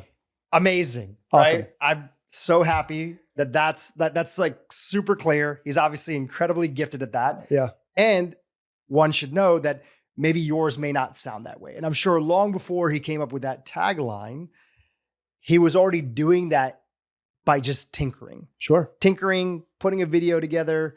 I think he started off by making videos with like the Huffington Post and that sort of thing. And it's just the dabbling. And then somebody from the outside says, you know what, you're good at this. You should do more of it. Right. Or, hey, we're going to pay you for this thing. Or, hey, do you want to come and do that for us? Or, hey, can you teach that to us? And one step leads to the next step, leads to the next step. And we're constantly just experimenting and trying and figuring it out. That's why we're here. And sometimes it starts off with stepping into this idea of, again, in silence, having the courage to imagine your life differently than it is right now. We all know our life right now. If you close your eyes right now and I tell you to visualize your day up until this point, hopefully you're not driving. Don't do it if you're driving. You can close your eyes and you can walk me through your day just as real as you experienced it. You can share with us, okay, I woke up and, I turned off my alarm and then I went and did this and I went and did that. But how often do we take the moment to actually say, well, we have this idea of what we want our life to look like in the future, but what does it look like to tap into the power of visualization to imagine that and make it more real? What do you want to tell our audience about visualization? I mean, I think everybody should do it all the time if they could. Well, first off, it comes back to like, what do I want? You can't visualize anything if you don't know what you want. So it's like, try to become a little bit more clear on what it is that you want. I was lucky enough that I was introduced to visualization like 2007. I was like, 21 years old when I learned about visualization. I'm about to be 38 now. And one thing that like, I could be on two ends of the spectrum. I could be very woo-woo, but I could also be extremely analytical. So I'm always dancing between both of them to try to figure it out. Right. And so I could sit there and be like when I first started visualizing, it was woo-woo. Like there wasn't a whole lot of science and proof behind it. Now there's like a whole lot more science and proof behind the whole thing. But the way I like to think about it is, if nothing else, you're just basically brainwashing yourself into believing it's possible. Because all too often we're playing the same stories in future in our head of, oh, I'm going to do this and I'm going to fail, or I'm going to do this and fail. I'm going to do this and fail, whatever someone's story is, which is, why don't I at least try to play the other side? Which is like, we keep saying like, look at it from another perspective. Why don't I at least try to play it out another way and say, let me visualize in my head and see what this could look like. And a lot of times it's like, we're actually just brainwashing ourselves into believing it's possible. The thing that was like really the biggest for me in like really being hardcore in visualization was in 2017. Like I got hardcore on my goals, like really hardcore. And in January 1st, 2017, I wrote down, my number one goal is for my girlfriend and I at the time, wife now, to move to Italy for 6 months. That's what I wanted to do. Like I wanted to move to Italy. My business really wasn't making that much money at the time. Like it wasn't enough. I just bought a new house before I left the job earlier. So it was like, I had a mortgage, I had things I had to pay for, but I was like, I want to move there. Once again, what happened? All the fears came up. Like I'm not immune. I tell everybody this on the podcast, I'm as screwed up as every other person. I'm just fumbling my way through life and trying to get tools and put in my tool belt of how to help myself, right? Visualization is one of those things that helped me. And so I was in so much fear where I was like, I need to brainwash myself into believing this is possible. I was like, you know what I'm gonna do? I'm gonna visualize every single morning. And so this is exactly step-by-step what I did. I went into Facebook and I was like, I wonder if there's people that like live in Rome that can kind of tell me about it. I found this Facebook group called Expats in Rome. And I went in there and I said, hey, however old I was, my girlfriend's this age as well. We don't really party. We love food. We do like, hanging out. We like nice views. Don't like being around a whole lot of people if it's super busy. Where's the best place in Rome? I had all of these answers come through. And one thing that came back a lot was Trastevere, which is a neighborhood that's in Rome. So I Googled it. I looked, I was like, oh, this looks nice. I started watching YouTube videos on it. And I started watching YouTube videos so I could see what it looked like and see the area around it. And then what I did was I was like, I wonder if I could use Google Maps. And so I literally found a coffee shop that was in Google Maps. And I did street view so I could see it and I could look around in 360 and like see what the streets look like and walk up and down the streets in street view. So every morning what I would do is I would after my girlfriend at the time, she would go to work. So I would sit there and I would go into Trastevere and I would go to the same coffee shop and I would walk up and down the street so I could see what they looked like. And then I would sit there and I would close my eyes and I would visualize me walking out of our apartment in Trastevere, which is a neighborhood in Rome, and walking to this coffee shop. And I started doing it and doing it and doing it. And I was like, okay, I'm bringing my mind into it. Can I possibly bring in other senses? And so I was like, all right, I'm visualizing myself go to a coffee shop. I drink coffee every morning. What if I just kept my eyes closed and drank my coffee? And so what it turned into was I visualized myself going there and I would take my chair, actually, this is no joke, because the coffee shop had seating outside. I would take a chair and go outside in the sun. And so what was happening is I would go outside in the sun, close my eyes, and I would visualize myself getting there. I would feel the chair on my body. I would feel the sun on my skin. I would have the coffee in my hand. I would taste the coffee. I would smell the coffee, and I was visualizing myself being there. And I did it every single morning. And I went from, I don't know if this is possible, to Lauren, we need to get our shit together and go, because I was so excited. Like, I have to live in Rome as soon as possible because in my dreams, it looks amazing. And the goal is to be there by July 1st, 2017. And we moved there June 1st, 2017. So we went there a month early because I was just so excited. But what happened was it went from fear, I don't know if it's possible. And I started finding all the reasons why it's not, to I'm so excited. I started working harder. My business started growing. I realized that I can make it happen. And we actually made it happen a month earlier than I wanted to, because I was like, I got to go. Like, I'm so excited. It's happening. I know it's happening. I'm 100% sure. And it ended up happening that way. So I kind of just brainwashed myself into believing that it was possible in the first place. Yeah, I love that. The brainwashing. You know, we've had Dr. Tara Swart on the podcast. I don't know if you're familiar at all with her work. She's a neuroscientist, Oxford graduate, taught at MIT, and has written a whole book called The Source. And it's the neuroscience of manifestation, not from the spiritual woo-woo side, which she has that side and she's willing to talk about it, but she's like, this is not the side that's supported by science. Yeah. And then there's the side that's supported by science, which is priming your brain, because neurons that fire together wire together. So her big thing is, I want you to create an action board, which is her name for a vision board. Mm-hmm.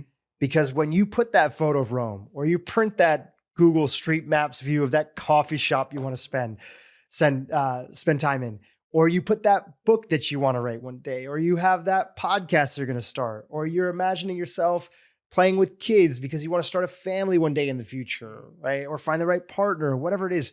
The more that you see and expose your senses to this idea, the more you're priming your brain. And now you're on the lookout for all the different ways to conspire your own nervous system and your mind to make that more of a reality. So, you know, one of her big things is like taking a look at it every night before you go to bed to inspire the action that happens the next day.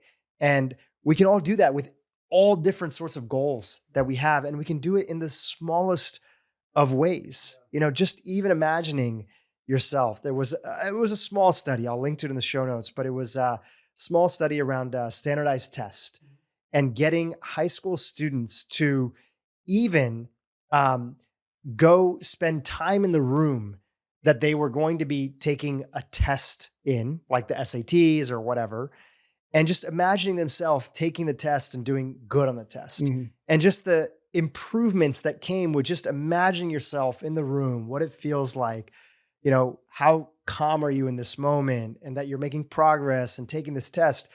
You're priming your brain and priming your mind for success. It's such an easy tool. It's such a free tool. But again, if we don't remind ourselves that it's one of the tools in the toolbox, we'll forget to take advantage of it. Yeah, I love that. I'm gonna have to read that book. That sounds amazing. So the source, I'm gonna get that one when I go home. So I think it's amazing, and I learned it actually. It's funny because as you're speaking, I remember my very first coach that I hired a coach, one-on-one coach when I was 19. And he actually is the first person that brought visualization into me. And I remember he was saying he was trying to win a sales competition. And so it was a 2-week sales competition. And he had his manager was like, you really want to win this? You want to break the record? Which was, you know, I think it was like $70,000 for 2 weeks. And he was like 19 years old, 20 years old at the time.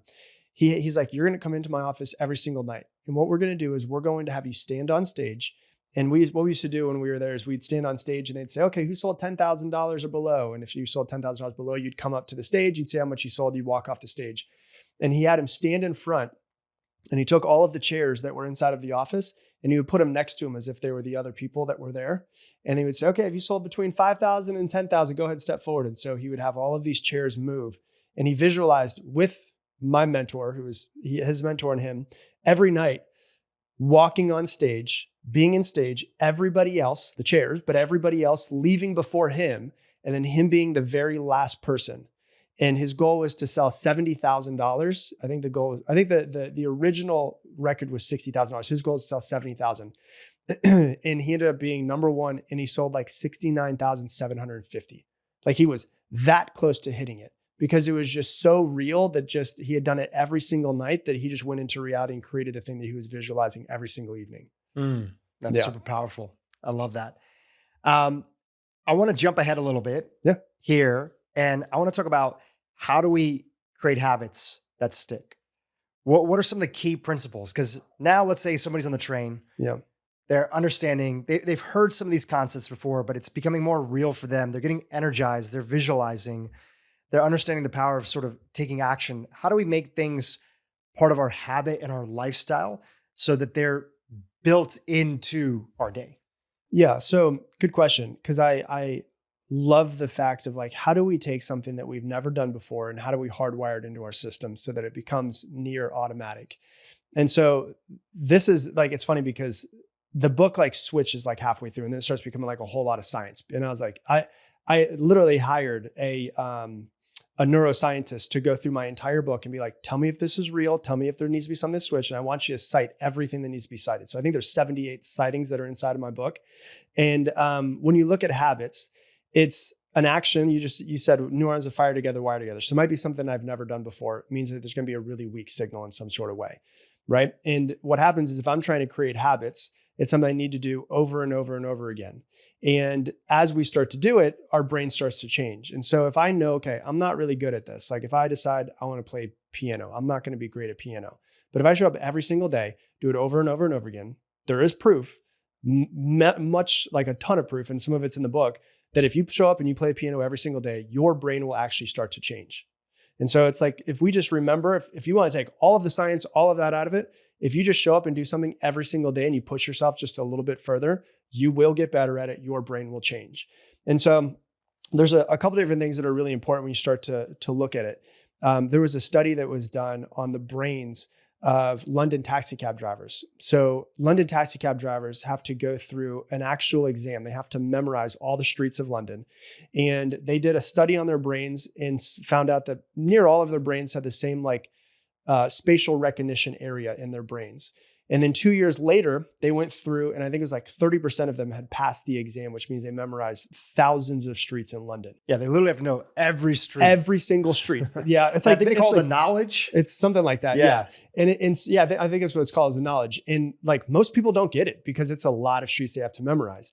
And what they found is that the 2 years later, the people who had passed the test, even though at the beginning of the test, their brains were almost exactly similar in their spatial recognition area, theirs had grown in their spatial recognition area, which means their brain molded to what they wanted to mold it to. When you look at people who are play piano, even though most people, they sit down, they play piano and one hand is more dominant than the other one, what they find is that the part of their brain where it's the non-dominant hand, that part of their brain will actually start to grow and it will change and be usually equal to the other side. The other thing that's crazy about it too is, so when you look at doing something over and over and over and over and over again, and you actually start to change your brain changes a few different ways. The first way that it will change is just chemically, which means that the chemicals are going to change, which I can sit down and learn Mary Had a Little Lamb, and I can get a pretty good idea of it and then come back in a month and I probably won't be able to play it really well because it changed chemically in that moment. The next thing that will happen is if you play something over and over and over and over and over again to make yourself a little bit better, it'll change chemically, and then your brain actually starts to change structurally, which means the structure of your brain will start to change, which goes back to like what we said. If you look at the people that take the knowledge, the London taxi cab drivers, the spatial recognition parts of their brain actually will start to grow and it becomes stronger. So then the structure of their brain starts to change. Then what's crazy is the next level, the last level, is the function of someone's brain will change. And so what they found with it is it becomes so autopilot that your brain doesn't have to think about it near as much. And so they found people who are pianists or sitting down playing piano, and they said, there's a like classically trained, amazing jazz pianists. And they said, okay, we're going to give you this, go ahead and solo. And they would have them solo. And then they have someone who's been playing for a couple of years solo over the same piece of music. What they actually found is that the people who had been classically trained and they've been playing for like 20 years of their life, that less blood flow would have to go through their brain because basically their brain could just go and flow in on autopilot. And so the brain changes chemically, structurally, and then functionally, which means that once you get to the functional part, like you can just kind of go in flow of it. Like, I don't know about you, but like there's times when I get done with the podcast and I'm like, I don't really remember what I said. Like I kind of like black out and it like flows out of me. That's like the function changing of it. But it took 1,400 podcast episodes to get to that point. So I think what's important for people to realize is that, and the thing that I love about being a human is I love the idea of the 10,000 hour rule, which is if I want to get better at something, I can get better at it and I can become a master at this thing. Now, obviously I can't become like an NBA basketball player. You know, I'm not tall enough and 38 years old, about to be 38. I'm not getting in the NBA, but I can become really good at playing basketball if I wanted to, right?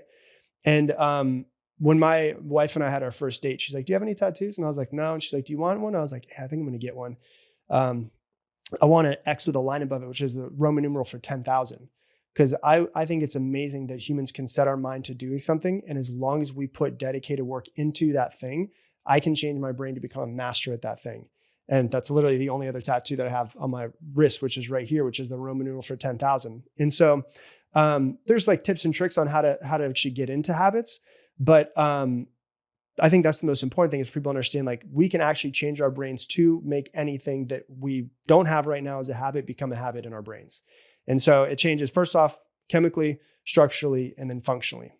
Throughout this podcast, you've made multiple references to different mentors you've had in your life. One of the things that I often hear in conversation from speaking with people, and I've had some mentors that have been very instrumental in my life as well too, I'll hear some version of, well, that was easy for you. You had a mentor who believed in you. You had your Socrates, your Obi-Wan. You had somebody kind of, give you that quote or encourage you or that. For the person that's listening today saying, I don't have anybody in my life. How important is it to have a mentor?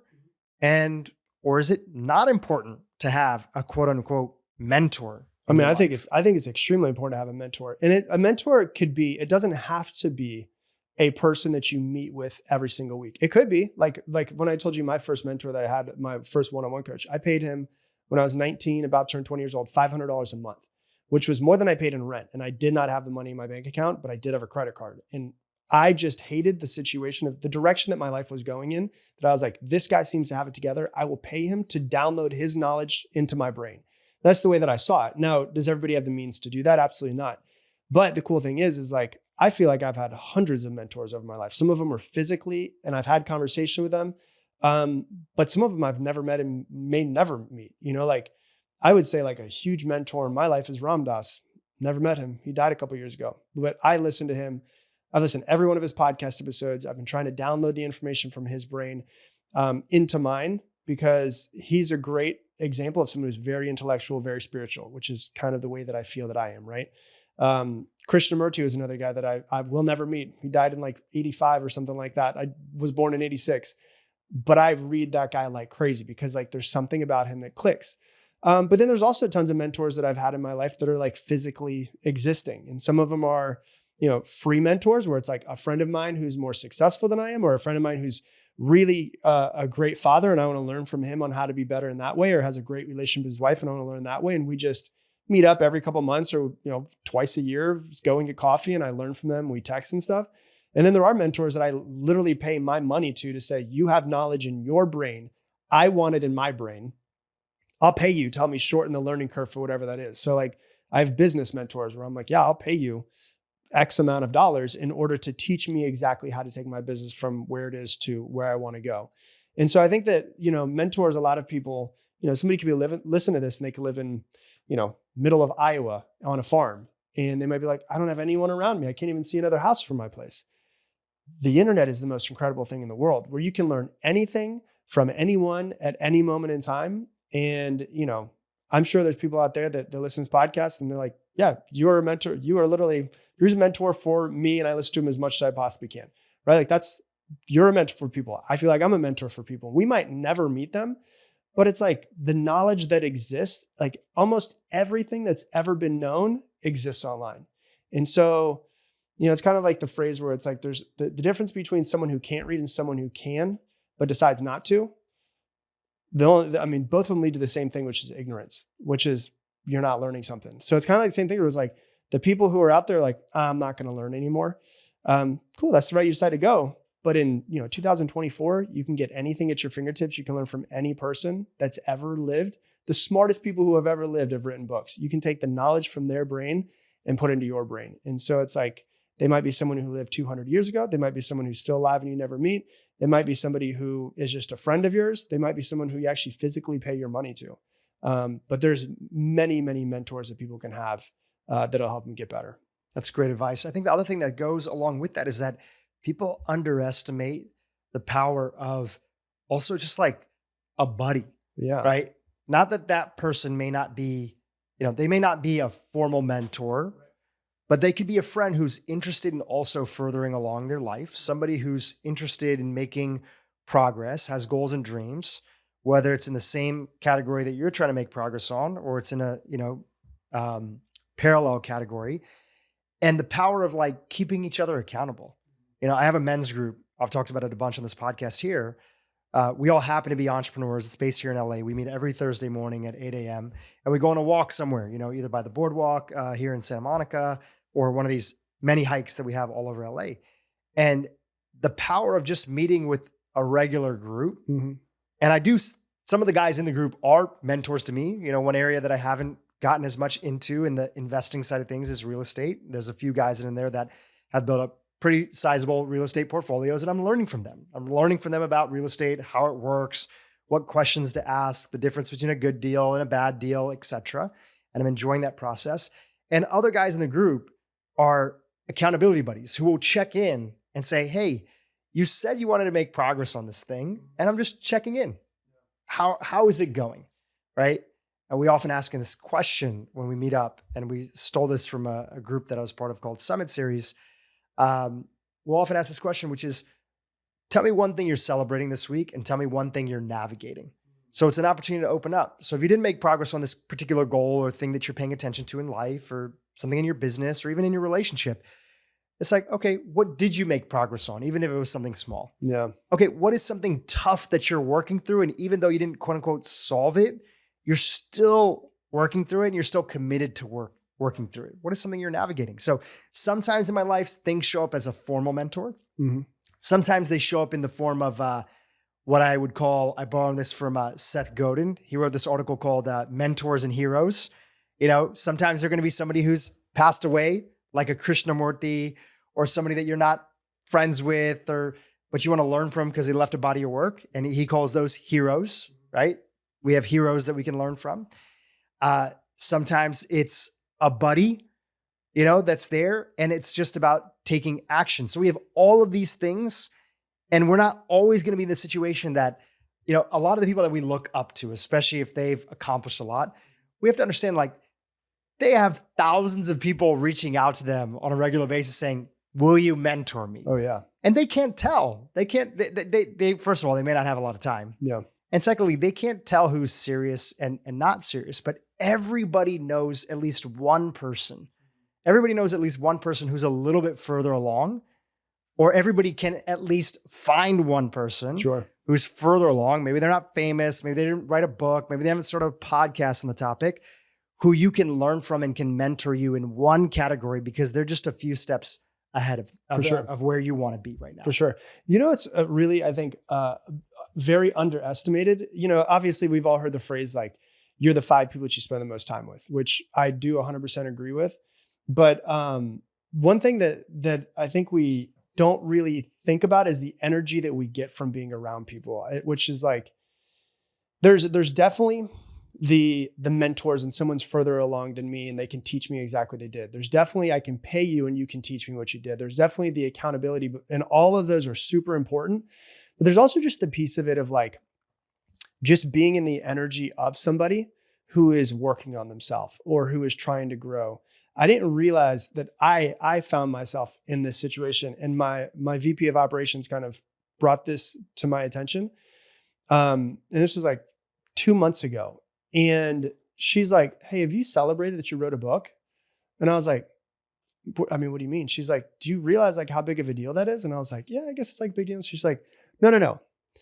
Like, will you just shut up for a second and like just think about the fact that you did this thing? Like, so few people do it. And what happened was, what she brought to my attention was I hope this doesn't sound wrong, but like so many of my friends have written books, and I'm like, yeah, it's just another thing that I did.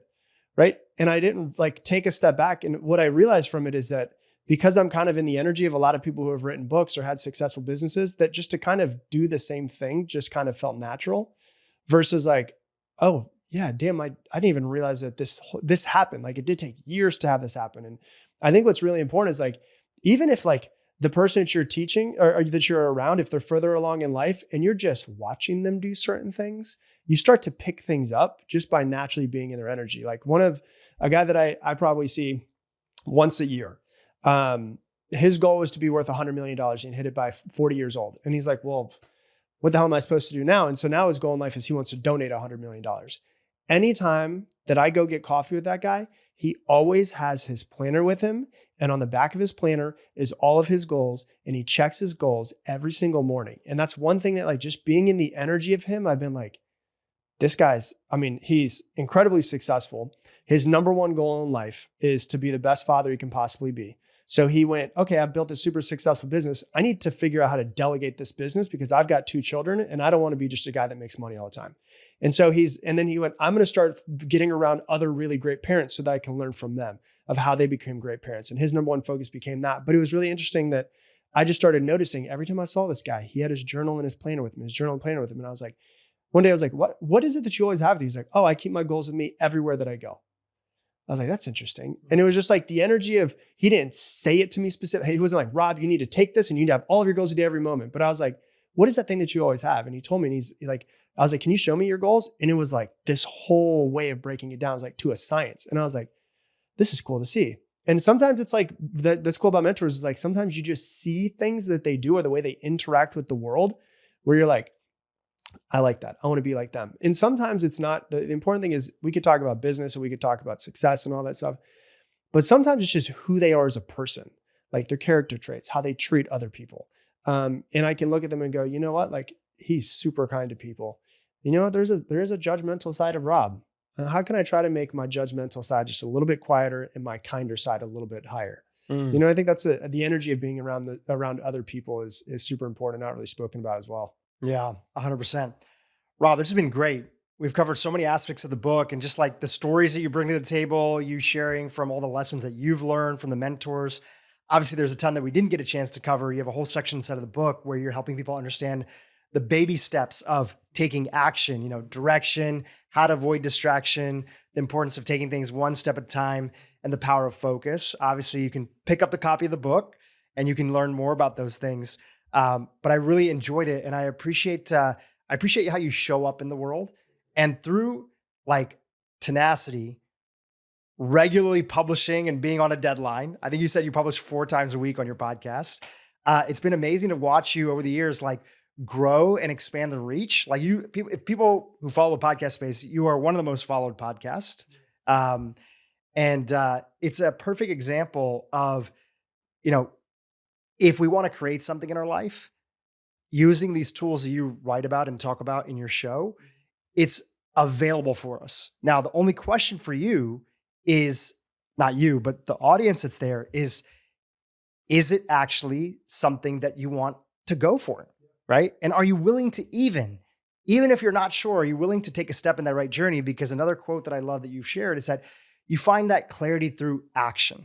It doesn't have to be perfect. You can start heading in that direction. Some of the best things in my life that have come to me have come because I was pursuing something else. I climbed up the ladder. I got up halfway and I realized, oh my gosh, I'm on somebody else's ladder. I want to get off and I want to go instead on this, side of the building and climb a different ladder. So even the things that don't work out, they've brought in so much clarity and progress to me on my goals. And I wish that for everyone here, for whatever it is that they want to pursue. Any final words that you want to leave our audience with and how to keep in touch with you? If anybody wants to listen to the podcast, they can always listen to that. It's the Mindset Mentor. Like you said, it comes out 4 times a week. And I just wanted it to be a short, simple, no BS podcast. My goal was, hey, how can I take something that might take someone an hour to learn and to teach? Like, how can I do it in 15 minutes and not really have any fluff? So that's just the way that I speak. I'm very short, to the point, explain things as clearly as I can. And that's kind of how I've done with the podcast. And ultimately, man, like I just want to get to the point where it's just like, and I think I'm kind of there, which is just like, I want to show up and just serve every single day. And I'm so glad that I can look back now, almost 20 years of working on myself and persevering, and be like, damn, it works. Like I wasn't sure that it was going to work, but it did work. And I think that for most people that are just listening, like if you do want to change, like just try to change for a little bit and try it out. Like we're saying, like try a different perspective, try to be a different person, try on a different, shirt and say, I'm going to be this person for a day and just see how it is. Cause ultimately, like, maybe there's heaven, maybe there's hell, maybe there's reincarnation. I don't know, but I do know one thing. Like I do have this one life right now as Rob Dial. I'm going to try to be the best that I possibly can in it. And a lot of times we look out to the world and say, I want the world to change this way. And I want the world to change this way. But very rarely do we look at ourselves and say, like, how is the external world a reflection of myself? And how can I change myself? Because when I change, naturally, whoever I interact with is going to change, even if it's in a small way. And so I think if people could just say, it's going back to the Gandhi quote. I didn't understand it for years, but be the change you want to see in the world. Like if we all just took a step back and said, like, how can I become just a little bit better? How can I become a better person? How can I become a better spouse? How can I become a better business person, podcaster, whatever it is that people do? And if we all did that, I think the world would just be a better place. And that's ultimately what I'm trying to do, is just try to help in my small way. Yeah. Powerful message. Great reminder. One thing, only because you mentioned reincarnation. Yeah. Again, I got to share this one thing with you. People often ask me what was like one of my favorite interviews that I did on this podcast. Well, at the University of Virginia, they have this entire department that's there where literally they have one part of the department that studies near-death experiences. I've been on a near-death experience kick recently, so I want to hear this. So there's an author and researcher that was there. He's taken a little leave of absence there to kind of focus on his health. So near-death experiences and what it means for life and potentially beyond, what we don't understand. Medical doctor, his name is Bruce Grayson. He wrote a powerful book about near-death experiences and all the research that's out there, and how he, as a young medical doctor, had this patient of his who had this near-death experience that he could not explain at all. I interviewed him. And there was another guy, his name is Jim Tucker, also at the University of Virginia. And that department there, literally like mind-blowing that they even have a department at the University of Virginia that does this. They study what are called validated past life experiences. Really? Yes. And, not to detract from what we were talking about here, but just because he had brought it up a couple of times, he wrote an entire book about the body of work that this department has done. And he is one of the he's a medical doctor and a researcher. He's one of the continuing chairs of this sort of department at University of Virginia, and how they've sent people all around the world to basically investigate individuals who say like, hey, listen, like, and it's not like, oh, my daughter thinks that she's Princess Diana, right? It's not that. It's, hey, my son, who's 4 years old, keeps on talking about this very specific series of events. And like, he has no exposure to Broadway and musicals. And it's like these very clear facts. And they go in and send a team they find it to research. And it's mind blowing. That's awesome. I don't know. I obviously come from a culture that reincarnation is kind of like part of the very viewpoint of the world. Yeah. I don't know what's real. I don't know what's not. But after you listen to these interviews, you're like, look, I don't know what's real. I don't know what's not, but there's something out there that we don't understand. Sure. So I'll send those to you afterwards, That's just because awesome. you brought it up a couple of times. I love it. Yeah, I love it. Cause I was raised, Catholic and hardcore Christian. I'm like, okay, what else is out there? Like, let me just see everything that's out there. And so actually one of the things that actually really changed a lot for me was, we've spoken about him, is Jay Shetty was like, you should read, it's 2017, right when we were leaving to go to Italy, what I spoke about earlier. He's like, you should read the Bhagavad Gita. Yeah. And I started reading that and I was like, okay, interesting. I always learned that like God was like this king that was above us. This is saying like God is under and within all things. And I was like, that's kind of how I've always felt. Like I've always viewed God. And so I kind of like started looking at all these different viewpoints. And I was like, let me just test and see what else is out there. It's like, I don't want to go to the same restaurant forever. Like I'm going to try some other things and see just what I like. And so I've kind of pieced it together, but yeah, I'm probably more on that page of reincarnation. There's also other experience I've had in life where maybe like, yeah, I think there might be something there. Something. You know? I don't know what, but there's something out there. Maybe we don't understand. Yeah. And while we're trying to figure it out, let's step into the best life that we can live, because we were given this shot. We were given this knowledge. We were given this opportunity. And a lot of people on earth right now have not been given that opportunity. Maybe they don't live in America. Maybe they don't have an iPhone. They can't listen to podcasts. They don't have access to this information. So in a way, we owe it to ourselves, and we owe it to the fact that we've been given this shot to actually go and take it. I hope everybody listening can step into a lot of the principles that you talk about to go shoot for their wildest dreams in life. Yeah, thanks, man. I appreciate it. Thank you. Yeah, appreciate it. Hey, YouTube, if you enjoyed what you just saw, keep watching for more great content on how to improve your brain and your life. As a scientist, if I were to say to you that manifestation is not much more than you setting a goal and making that come true in real life, then there shouldn't be any argument that it could be quite scientific.